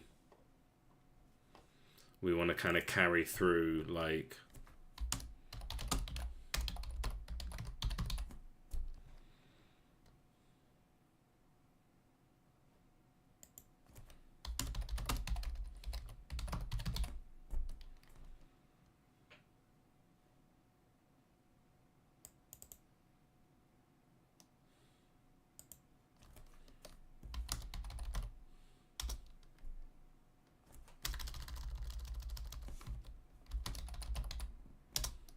that. So this is a completely different thing. This is about balancing. So then this would be loot level 0, loot level 1,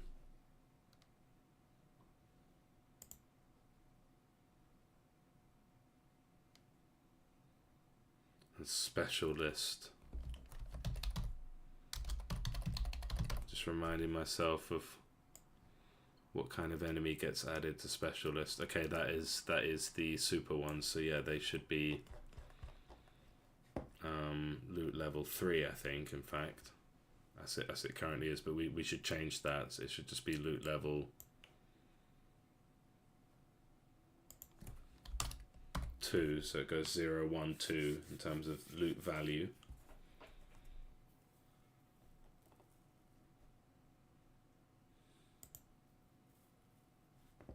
Okay.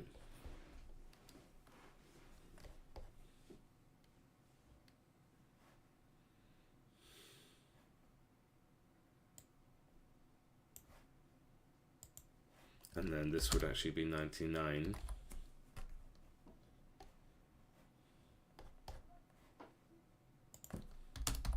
We might need to put this in a few spots, but I think it is just wherever we're spawning a special loot person. So could we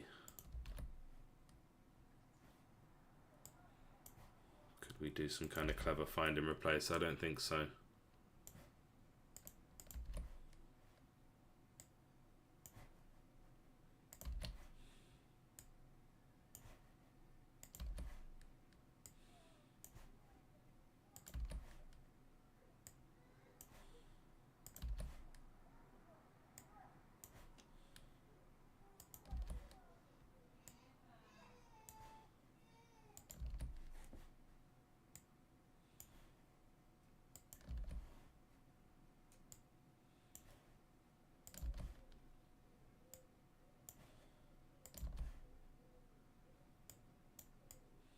And we're actually going to change this, but yeah, I guess I'm in a better coding state of mind. I know this is going to change because we're going to not spawn gremlins. We're going to spawn heroes, but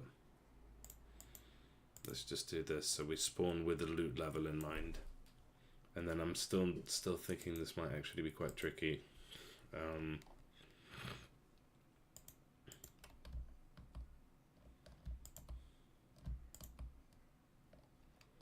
Because where did we add enemy buff?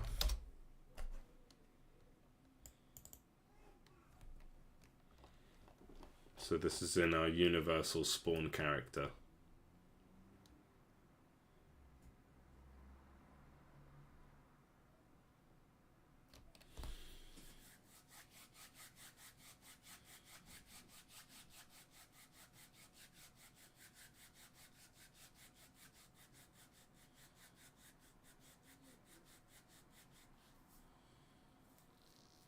Yeah. Yeah, because we consider these special enemies, they're a bit rarer, they give slightly better loot. But it balances each team because they're going to be spawning specials and rares and commons at the same rate, right? So it just instantly balances that. And then it doesn't matter what, like...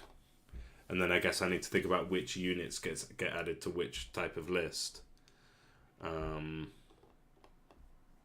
Which means that you might just actually end up just keeping it on the dude. So we don't change their level. We don't change their level. Just undo all of that.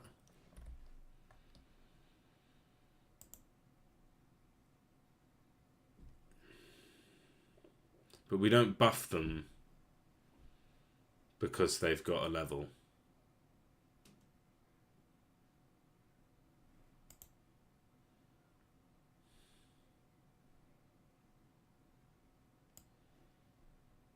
We don't scale them up.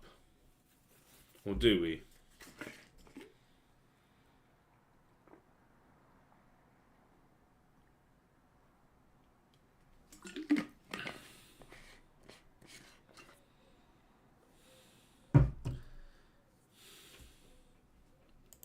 I'm questioning this now.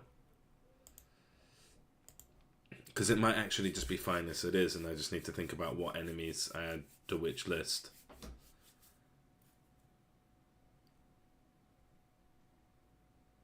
Okay, I am going to put a pin in this then, because it's so weird. Like, I feel like it's like such an... Like, yeah, I need to do it. Orcs having more of them increases XP. Therefore balances off, because there's more strong enemies within the orcs. Well, I could say an orc is not level 2. Or that just like, yeah, every army has that. Balance level 2 enemies by using rarity. So yeah, that's what I was trying to do. Make it happen based on rarity. I guess we're not doing looter. But then, yeah, do I need to buff them further? Because because that's what gives that fun, like, boss effect. That's what's fun about it. So yeah, we do still want to do that. So yeah, it's a big design thing I've been kind of mulling over for a while, basically. And actually, I think the answer is no, we don't do this. We just kind of, like, we leave that. It's fine. The way I made it worked. I did it like this for a reason, and it works. And it works well.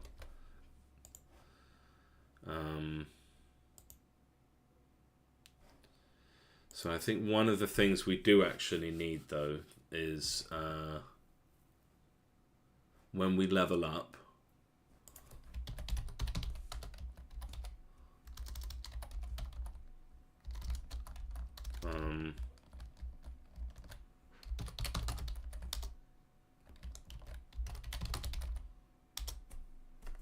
where do we level up?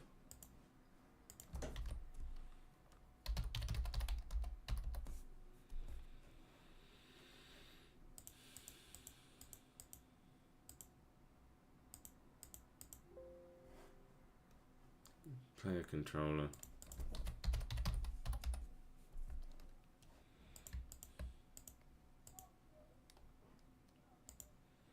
Okay, and then do we heal? So max HP goes up.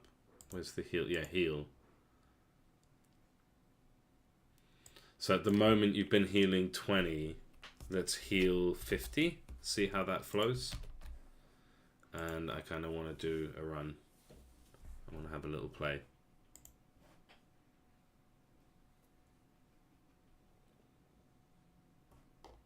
And then basically next week we'll be starting fresh, doing the goblin base, doing the orc base, and then I've decided to move a lot, like doing the undead versions of everything down below, and we're going to do a bit of work on visuals for a bit. Just to kind of like keep spinning different plates so we get lots of different perspective, basically. I just find it works well doing it like that. Kind of circling back to things. Okay, yeah, nice. Yeah, we need to work on that start, although maybe it doesn't matter too much. Maybe it'll be I could get away with just leaving it like that, basically. I won't, but I could if I wanted to. I reckon.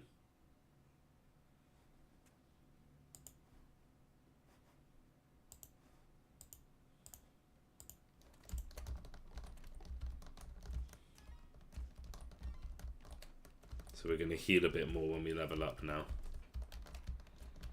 And see how the balance is overall. Oh dear, what's happened? What broke? Jesus Christ. What?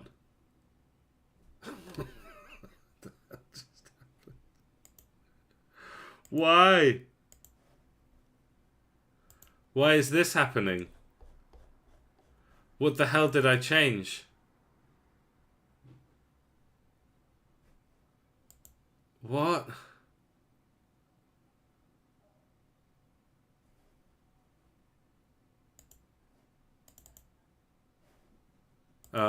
That's really worrying.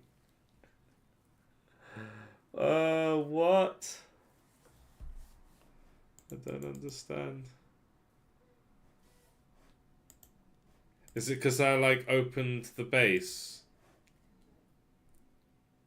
and that like did stuff somehow? Oh god. Can I just, yeah, okay, so that.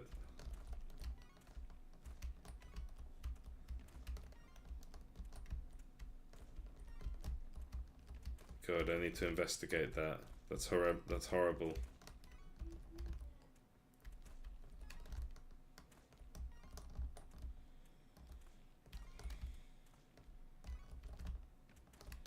Yeah, I guess basically a lot of balancing is going to be around like changing levels, and I guess every time they change level, they should like be put on the rare list or the common list, basically. Okay, it looks like we're back. Okay, so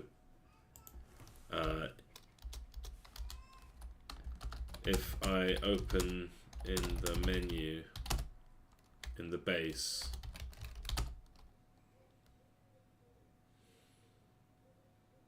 wait, so actually let me test that now, because if it is just a matter of like if you start the game in the base and then we have to go back and load, because I think I kind of know why. I think it's because we've like loaded the title screen 3 times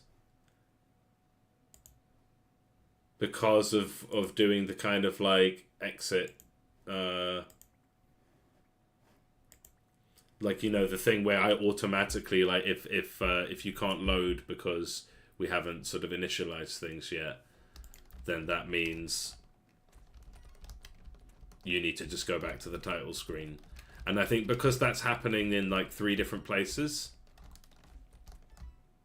because it's like a catch just whenever I get to a bit of code that, you know, it was loading the title screen 3 times, which was giving me re-rolls and character. So yeah, I think it shouldn't be a problem most of the time. I mean, it won't be a problem for the player ever, basically, so that's good. Okay, what do we go with? Let's go with Looter's Fun, since we haven't got anything to lean into yet. And did I actually heal by 50? Because I'm kind of screwed now.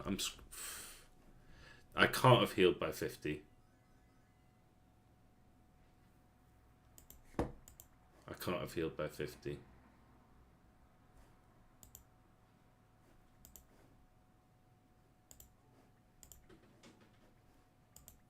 It's all kind of coming together quite nicely, though, I feel, between the map and the base.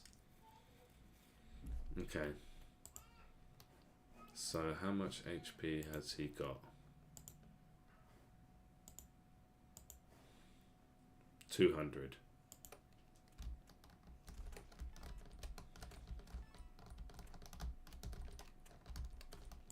So that's gone down to 168.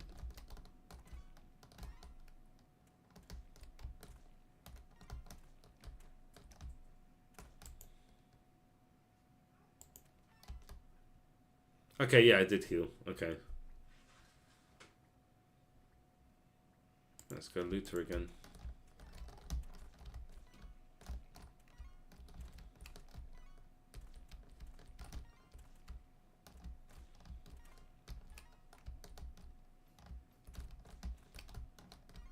So yeah, I think straight away that is a better amount of healing. That's going to change things quite a lot. Okay, let's go with a rogue to match our looter.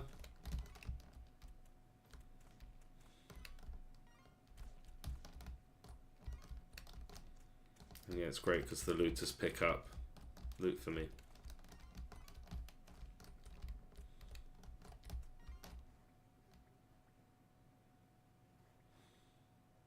Yeah, I think looter and luck go together. But let's just upgrade our looter.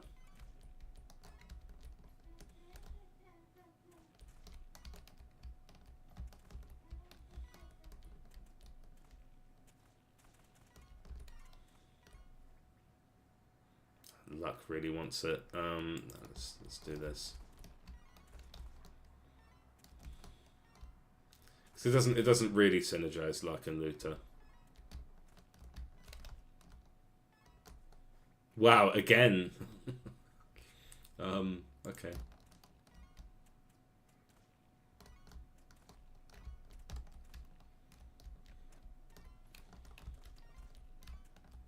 Okay, well this is going well, and I don't have healers or anything, so I think there's just,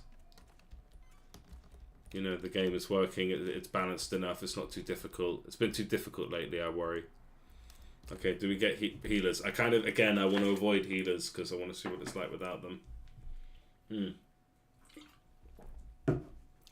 Let's get fireballs.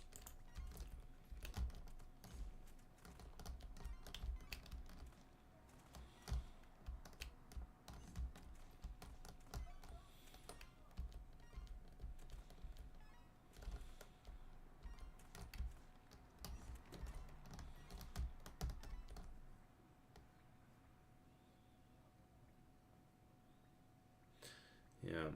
So I'm still just thinking a little bit about that balancing thing. It's like, yeah, I think like, I was going to kind of maybe automate them, the loot always matching up with the rarity, but I think I end up just kind of doing that manually is the way to do it. Yeah, we'll see. Yeah.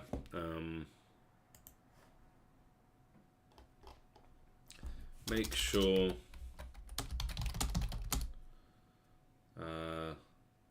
level 2 units are always in the rare list.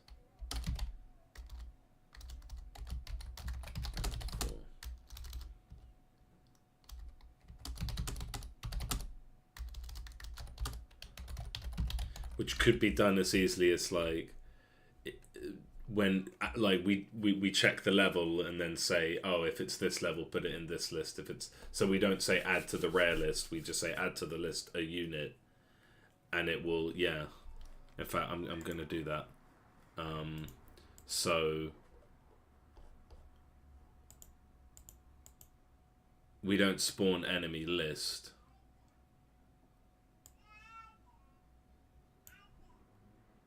Oh, we spawn an enemy from a list. Yeah, sorry, we add to list.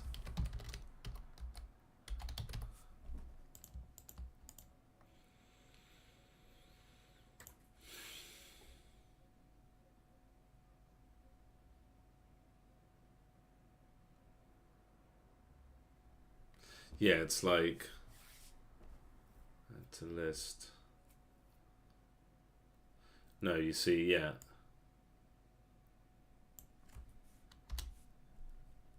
Add to list character name.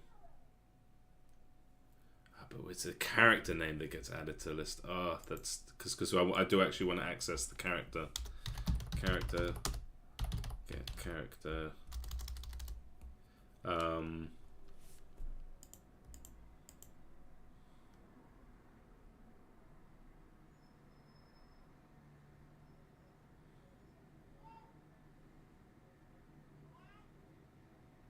Yeah, character.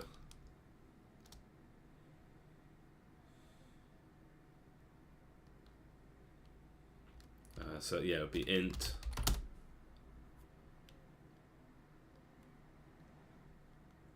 Switch. Okay, so switch.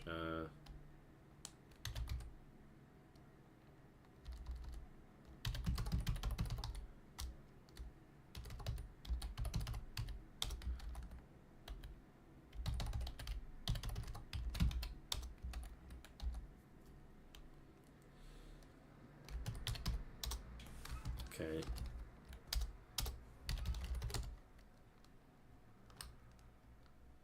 So is level always 1?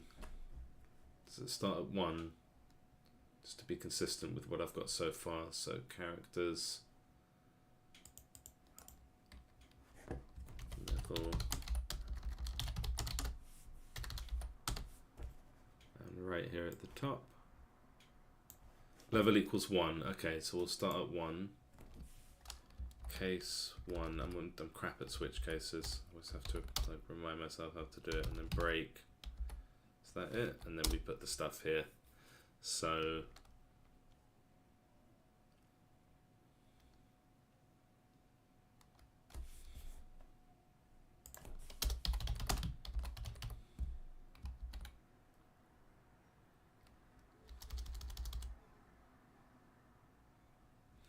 and then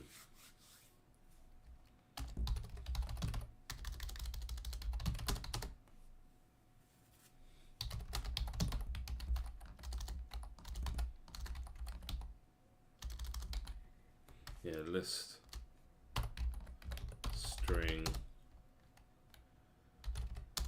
list equals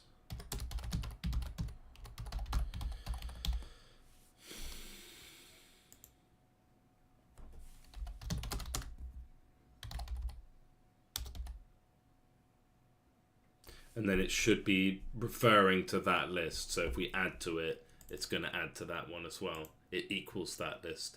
It's not the same as it is it, right? I hope that's how it works. I always get confused around that, just fundamentally. 2, 3, 4.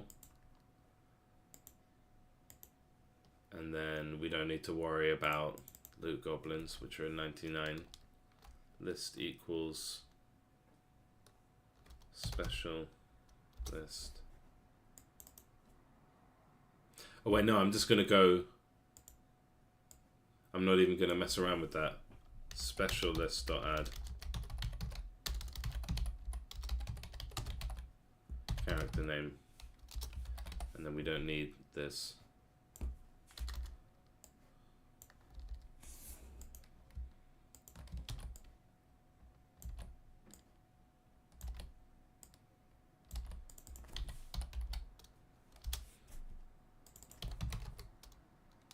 So we're always making sure that the level 2 characters are getting added to the rare list. The level 3 characters are getting added to the special list, and also the level 4 characters. Kind of only needed to do it between common and rare, because special is just always the combo one, so it probably wasn't needed.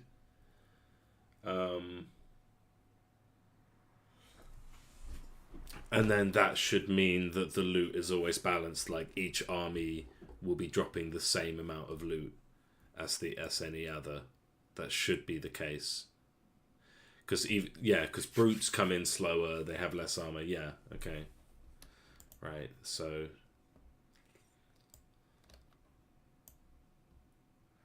packs though. I didn't.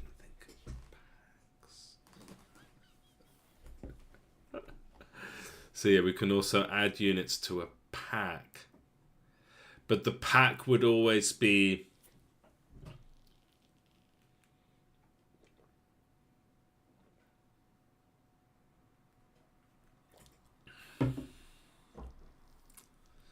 Because yeah, the pack ends up with like some high level and some low level units.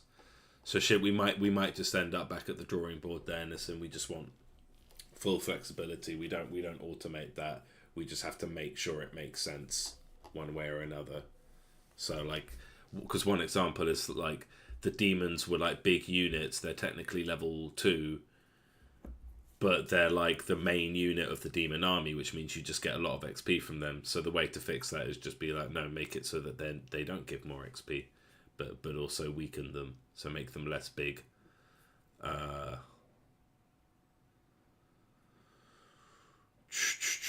Yeah, so let's just undo all of this then.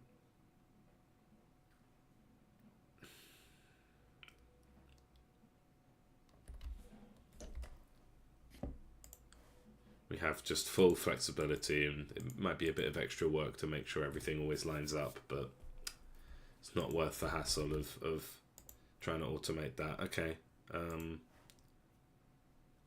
Orcs, yeah, we want that for that. These would be specific to the buildings. What happens when a unit walks into like the market or an open space?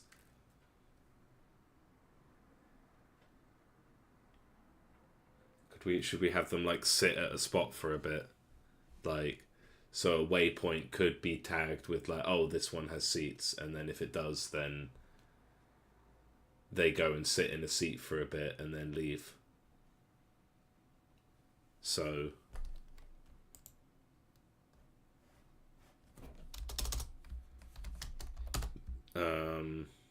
NPC extra. So yeah, outdoor buildings. So when they're not actually going inside, which will be the case for the orcs and might be the case for others, instead of swapping,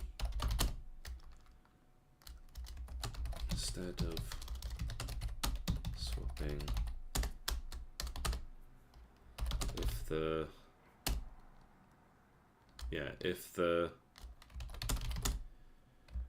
target waypoint has children,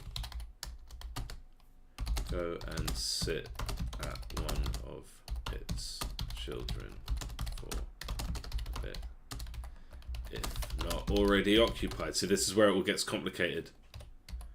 Is it okay for them to just disappear into the market? You know, even though you'd still be able to see them, it's an open market stall, but like, or do they actually have to go and stand somewhere for a bit and then come back? No, I'm just gonna let them disappear, like, because this is just gonna take too long altogether. I need to cut it off somewhere.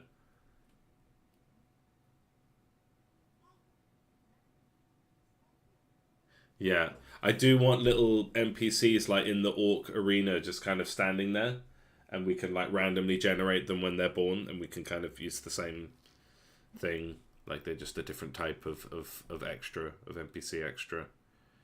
But yeah, I think it's okay for them to just disappear into the market or disappear into the arena. Yeah, as much as I'd love to go into that level of detail, like I have to cut it off somewhere because I'm only one man, you know. Okay. Yeah, producer hat on there. Let's get the rogue. Did everything break? No, good. We're just kind of like doing too well.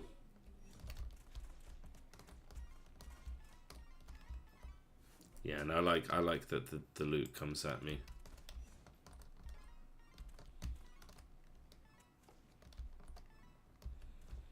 I mean, yeah, we could fully rethink and experiment with like how enemies spawn in, but I don't think we need that. Well, out of these, I guess AoE would be nice with the spear and all that. But I feel like the enemies, I feel like we're like killing it too much this round. I don't know why exactly. Maybe the looter is really good. Let's see. Yeah, let's get a combo. Boots are pretty good. Well, I don't know, boots don't really matter as much in this game because, oh shit, because you spend less time like avoiding the enemy. Shit, should I get a heal? We could say a heal is kind of mandatory to win, especially if you don't have armor. Like you need heal or armor. Let's do armor.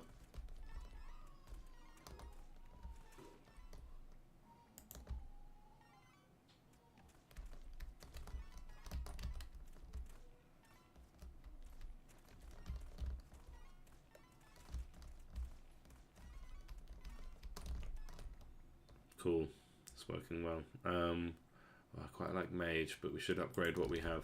We need to get combos.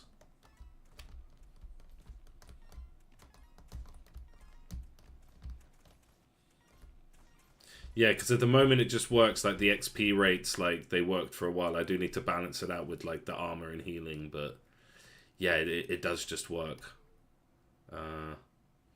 Shit, maybe I should get a priest then. combo it with the soldier.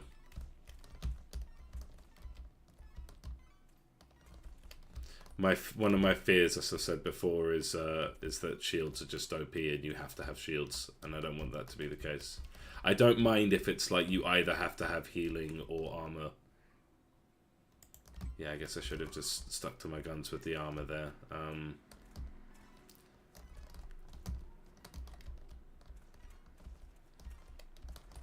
Okay, I can't be too cavalier. Definitely don't need 2 heals.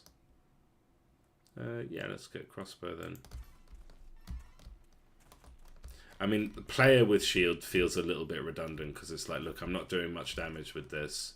And it blocks the exact same way that it does for a friendly unit.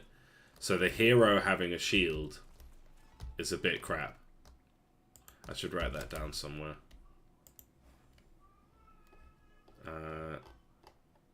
Yeah, I will put it. Hero shield is a bit crap. I think so. Go. All hero shields should have some kind of special effect, such as mana, spikes, or something. Yeah, that makes sense. And then their like evolved version would be like, that means I have to make their evolved versions kind of just as impressive to go with it. But yeah, like I like the idea of like a shield of ice. It's like an icy shield, gives you mana, and then maybe like you combine that. But that was the evolution of the fire shield, of the normal shield. I mean, you get the shield of ice, but then what it's gonna start as the shield of ice, and then become like something that when you block, you like leave a massive like reflect damage or something. Yeah, that works. Okay. Yeah, so we just need to think of a level 2 for that. Okay, let's stick with what we had. Did I pick crossbow? I guess I did.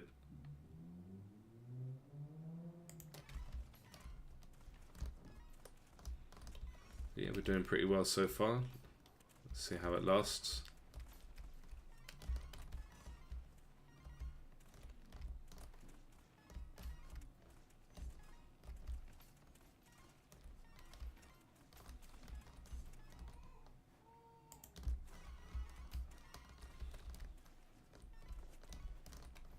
I feel like the heal sound effect might be a bit noisy.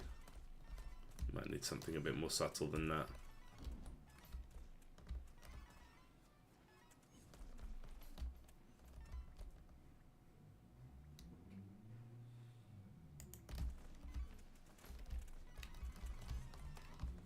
Okay, yeah.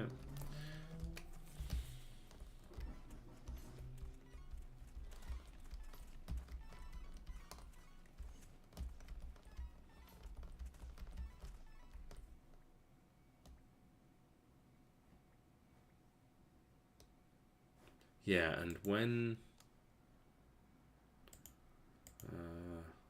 where do we put that? Yeah.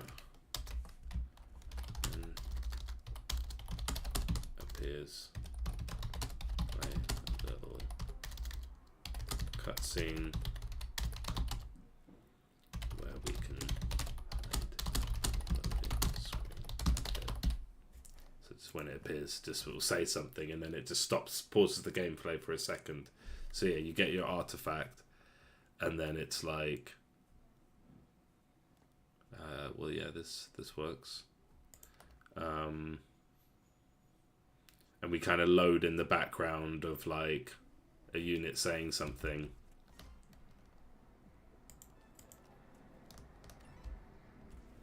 Oh, so we're getting buffs every time we pick up a loot, and we just picked up loads of loot. Jesus, lots of buffs.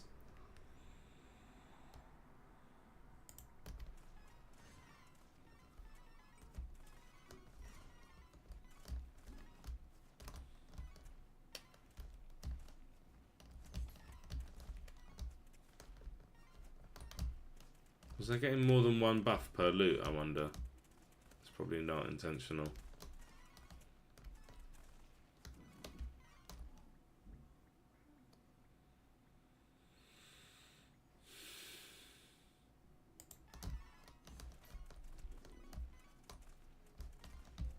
That rogue looks a bit stuck.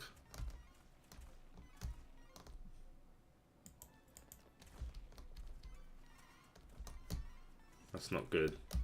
I don't want to see that.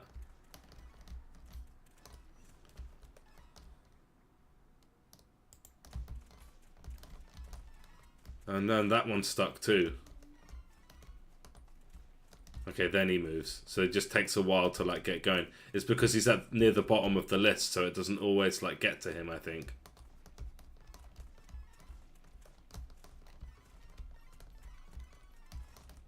Okay, hopefully we'll have to look into that. I mean, we can revert. I know what's made that happen. I just still think it's better the new way, but maybe we can always revert it. There's nothing particularly wrong with it.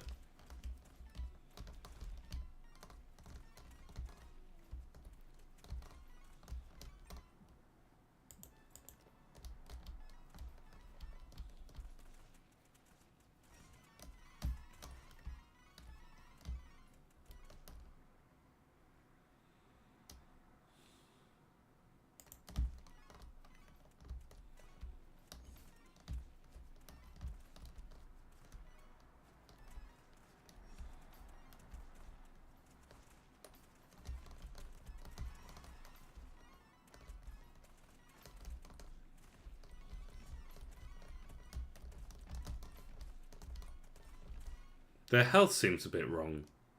Isn't that right? Didn't he just like die really quickly? Like he had a lot of health and then suddenly...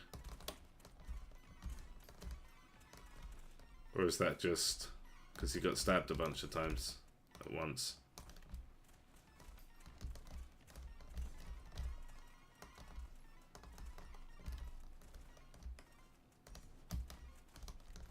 Let's see if it happens again with this guy. No, that seemed normal. He did just get like rinsed down by the assassins, which is to be expected.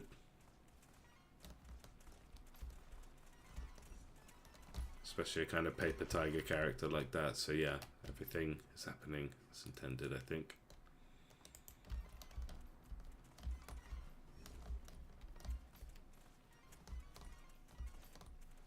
Yeah, I can't wait to do the better fire effects. That's gonna and ice effects and all that. That's gonna change everything.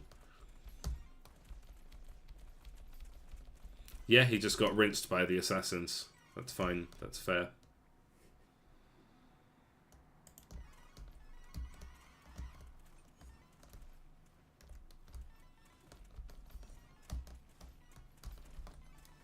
Yeah, we're doing well, but not too well, I think.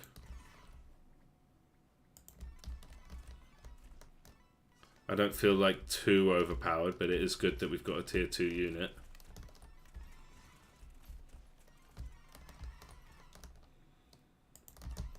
We've got our assassins doing a lot of work. Just rinsing guys down. Getting healed enough. Killing enemies before they can get damaged too much. Flame of the West. Yeah, now I've got a tier 2 weapon.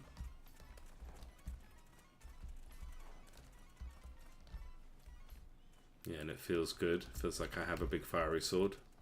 As it should. And chicken. Oh, shield provisions. That's it. That could be the kicker. That's a really good upgrade. That means that everyone in my army gets a shield. They have to respawn for it to happen, but they will get it. So we've got assassins with shields. Okay.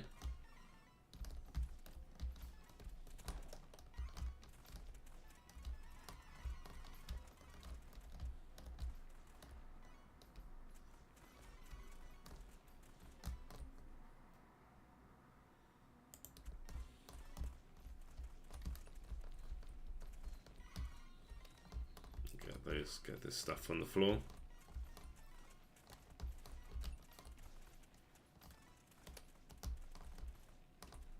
Yeah, it's nice picking up a mana gem and everyone gets a buff around me. That feels good.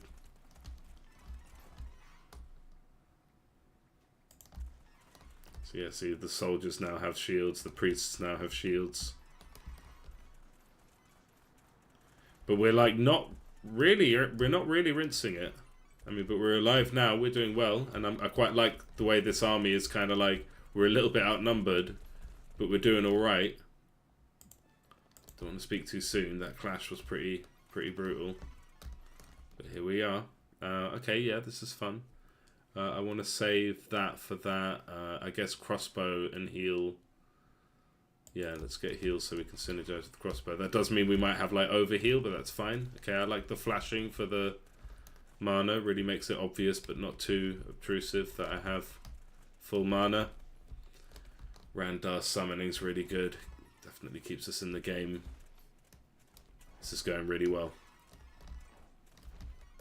I'm enjoying this run. Okay, so now drop a chicken on kill. That synergizes a lot with Looter's buff, which is fun. I like that. But also, because this does buffs, this also synergizes, because this could occur every time we buff. But we have enough healing, so... And the chicken also heals. So, it's fine. But yeah. So you see, then we get a giant looter, which is probably going to get killed pretty quickly. There he is. Yeah, he got killed very quick. I want to change that to be a big enemy hero who's like quite strong.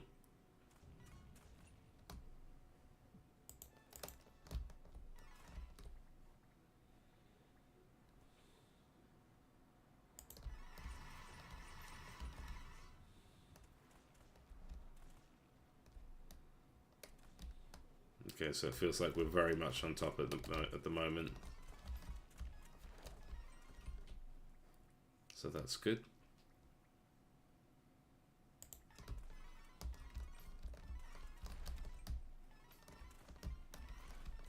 But you know, I need to be careful with myself though.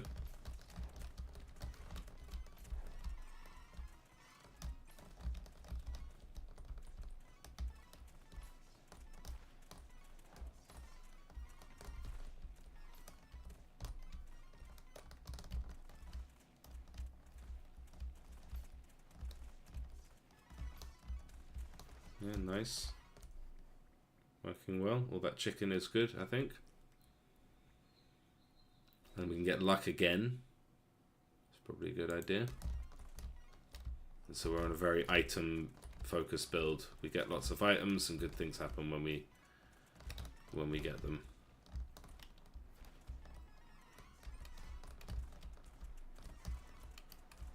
So we are rinsing, which is right, because like this is a very good build that we've got here.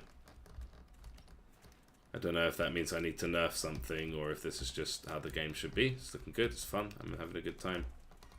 I'm enjoying the spectacle. I'm enjoying the power fantasy. Lots of chicken. I think that chicken might need to be nerfed.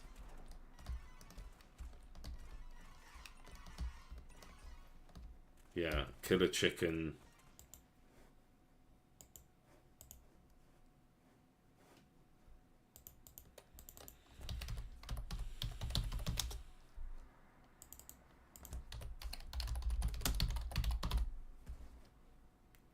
.5% chance.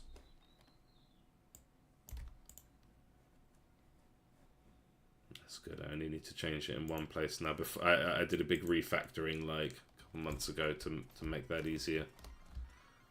Okay. I guess yeah. Let's get looters again. That's fun. I've got all this loot on the ground. You know. Performance isn't great, but it's actually surprisingly good considering I'm running out of Unity and, you know, my computer's not that great. This killer chicken is just absolutely like taking it over the edge though. There's just loads of chicken and the benefits of eating it are really, really good. So...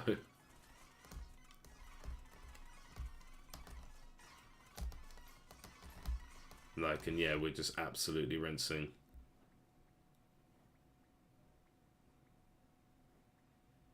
I guess I like swords.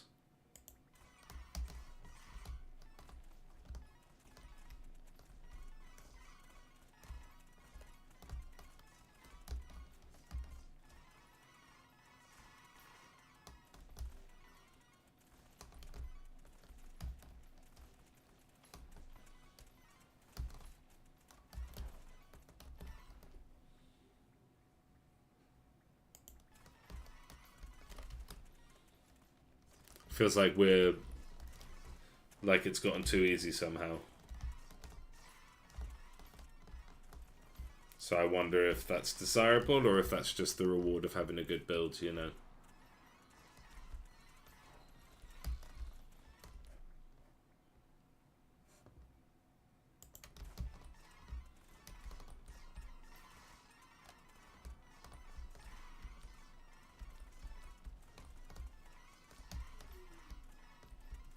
It's not over yet.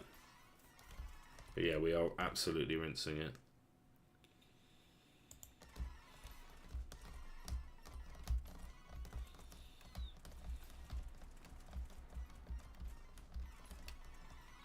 I think shield provisions might just be insanely strong. I mean, but look, we're not invincible. Like a big horde of orcs can take a good bite out of us, but still, it's like...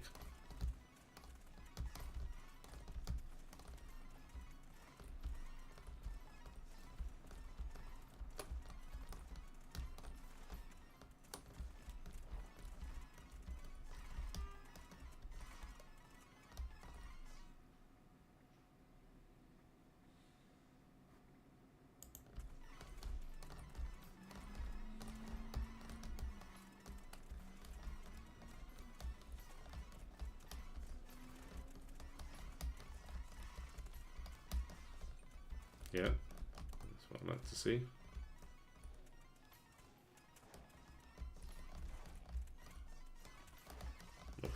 Performance is lagging a bit, but again, it plays much better outside of Unity and on a modern computer. Oh! Okay, what happened here? Did I not? Yeah, I do have error pause. Okay. I think this is probably going to be some silly thing of like not having named something correctly. Chicken Queen.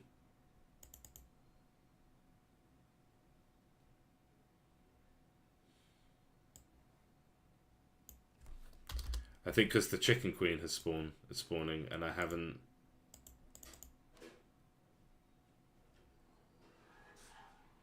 Okay, so what's the issue?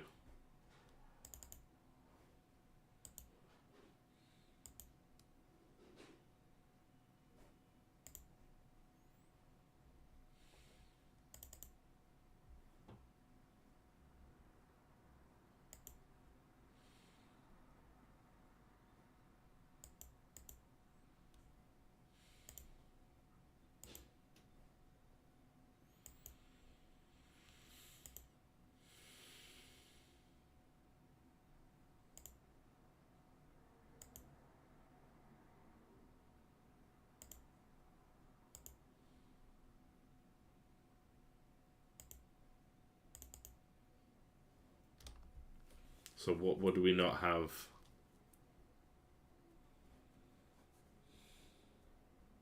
And are we really spawning it into Team 0? No, we shouldn't be.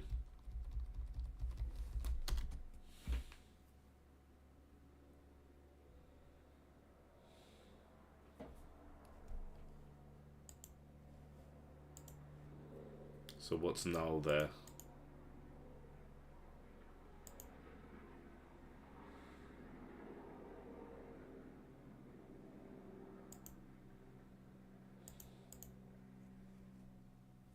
Is it because we need to like instantiate the Chicken Queen?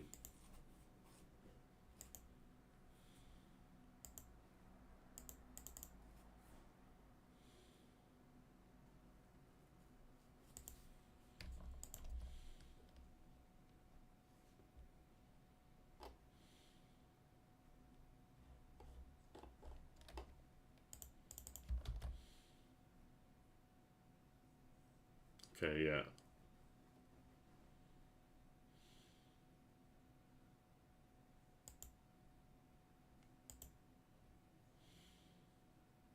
So yeah, I think we want to say,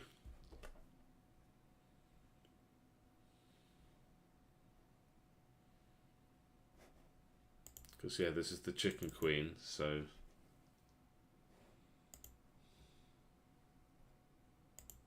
what's the problem? So because we haven't got the chicken, we haven't made a chicken queen. So I think when we start, so I think this is during the loading.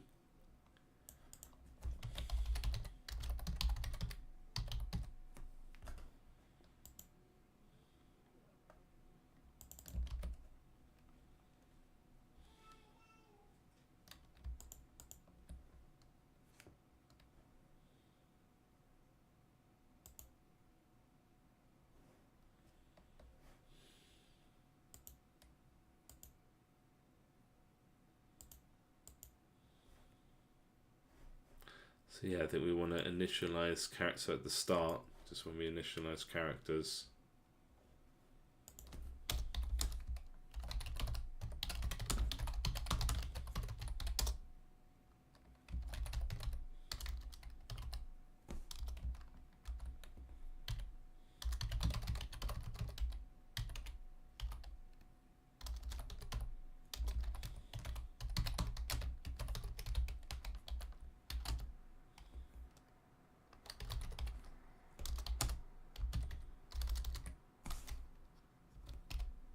And there can only be one.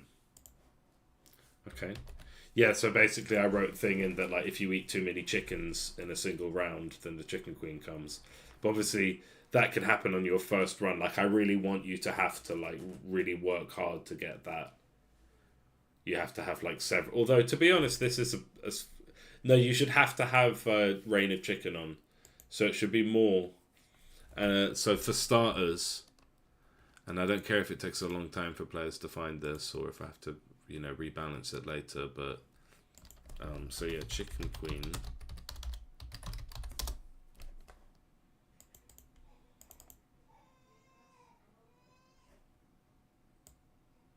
Let's put it to 200.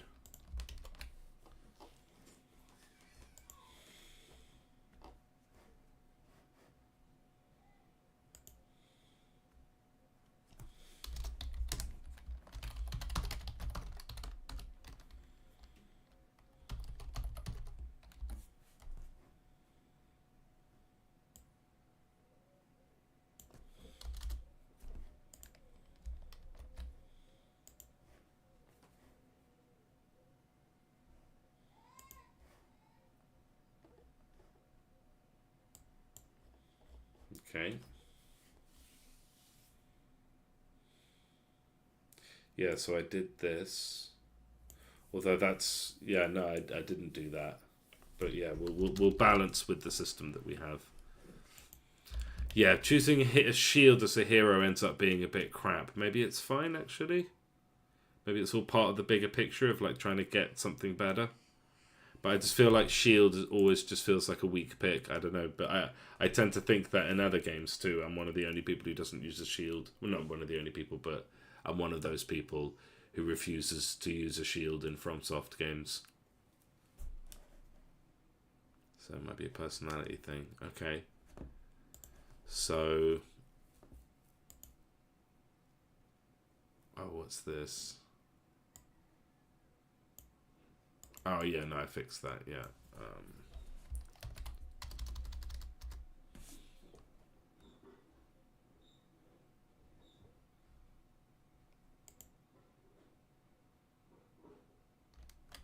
Okay.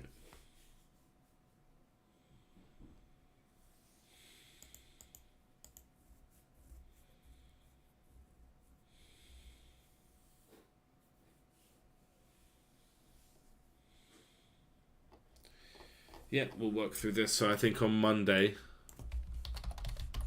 I'll try and do Orc base. But I'm quite pleased with what we did today with the characters walking around. And yeah, kind of visiting that balancing issue, kind of putting that to bed a little bit. Like, yeah, okay, we're not going to do it like that.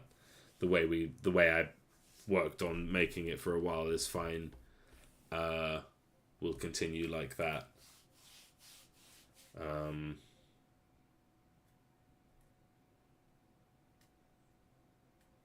Yeah.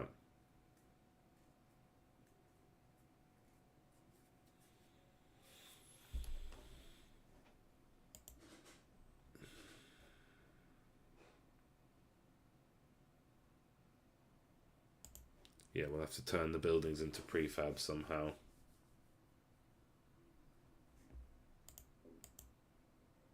Or like each building will actually have all the other versions of itself just switched off.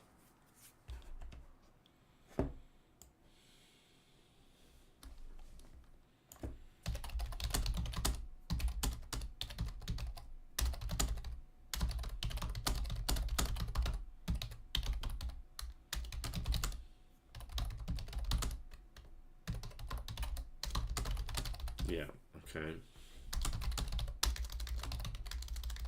I think that would be the simpler way to do it. And then I don't need to use prefabs or anything. I just make it as I make it.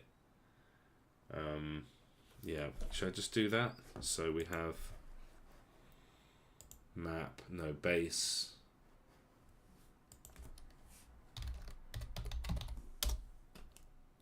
And then we go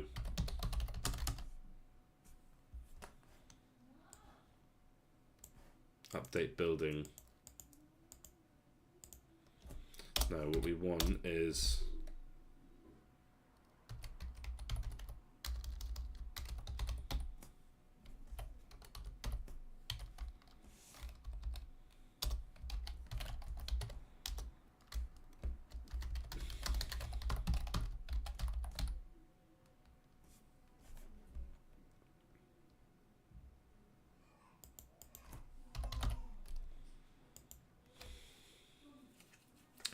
and I guess building container would have, yeah, transform, but that would just be inside it.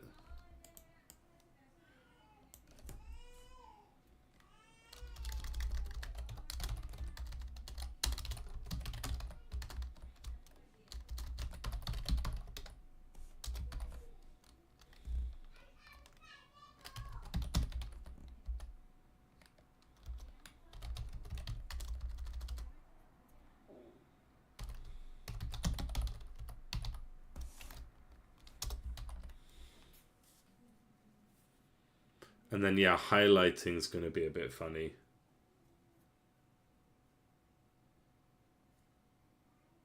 I think maybe we just don't.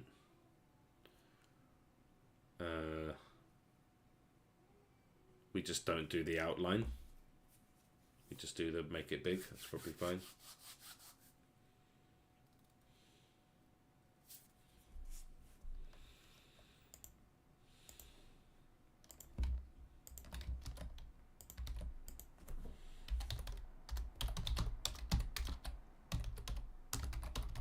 That should do it.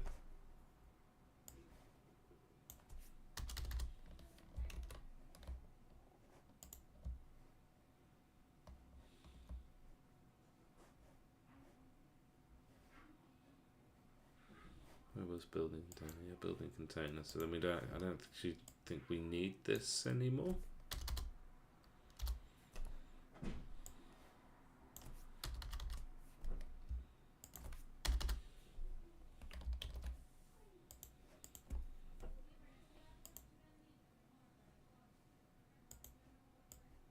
All this.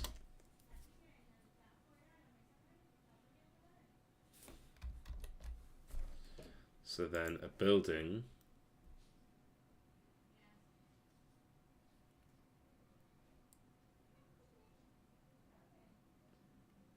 I hate doing like nesting stuff, but I guess it's not too difficult.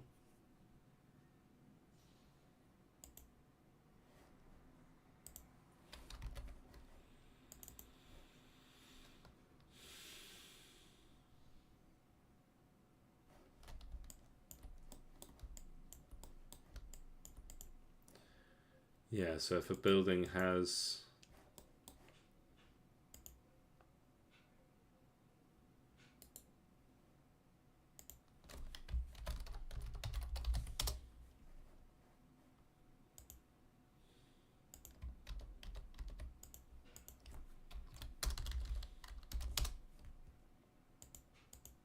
Except in the castle, let's not do the castle first.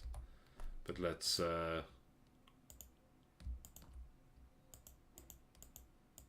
let's ditch the highlight for now.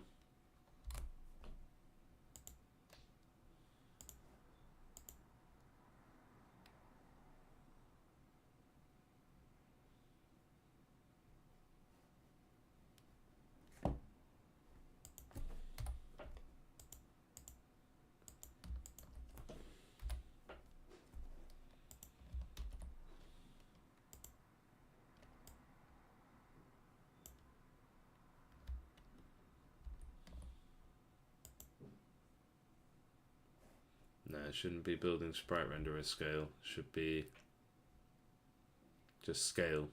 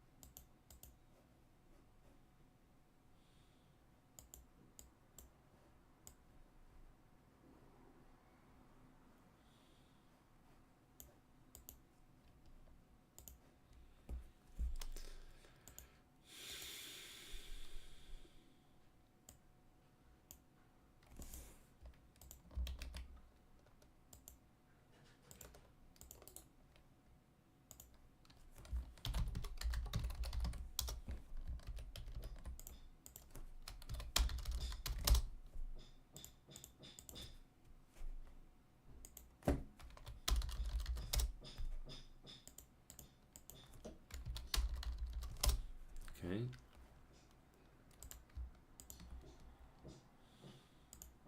So we skip the highlights. So I need to do this for each of them.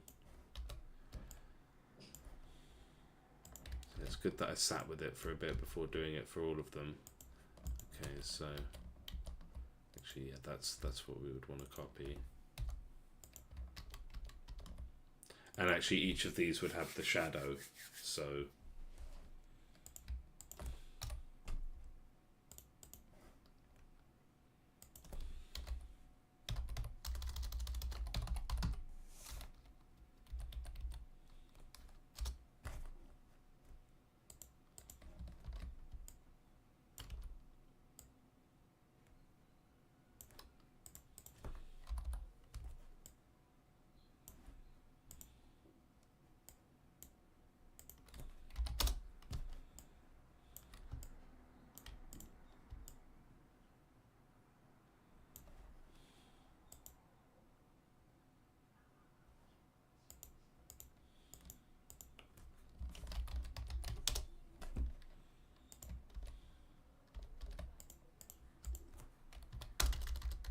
I mean, I don't really need to worry about the names of these, actually, as long as they're in the right order.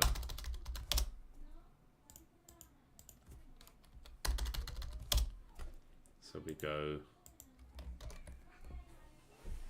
Yeah, when you upgrade it, it will go to a different version of itself. And it just switches them on and off. So I just need to set those manually.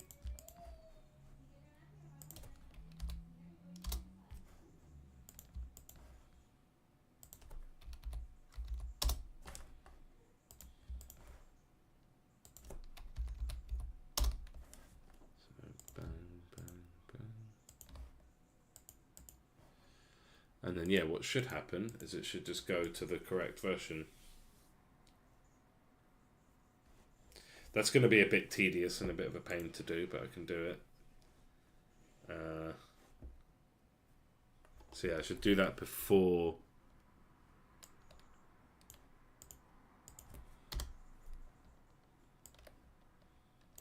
going to the orc thing, because we want to finish what we have here.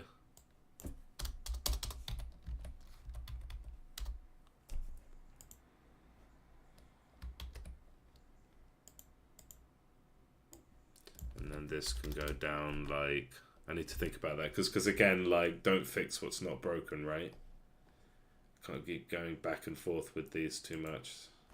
So I'll just put it here next to this other random kind of design choice. Yeah, make lightning good against armor, ice neutral. Like, does that actually make the game better? I don't know. I like it. I like the idea, but it sort of creates this, like, because each faction has a dominant element, which would mean that, like, yeah, there'd just be more of a rock paper scissors than perhaps I want.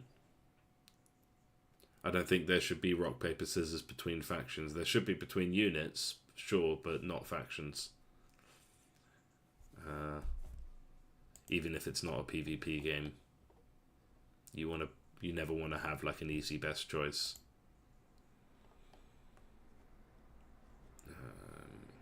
So yeah, if I do that, so finish doing what I was just doing, do what I did to the church just now, to all of the buildings,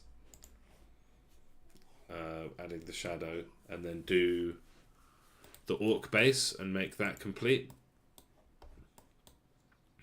Then that's a big milestone, I think. And then yeah, I think I can do some of these visuals, and then stages, then come back to doing we've got stuff to do, plenty to do. But although some of these things, like, they look quite big, this is a day. This is potentially 2 or 3 days. Who knows? We'll see. All right.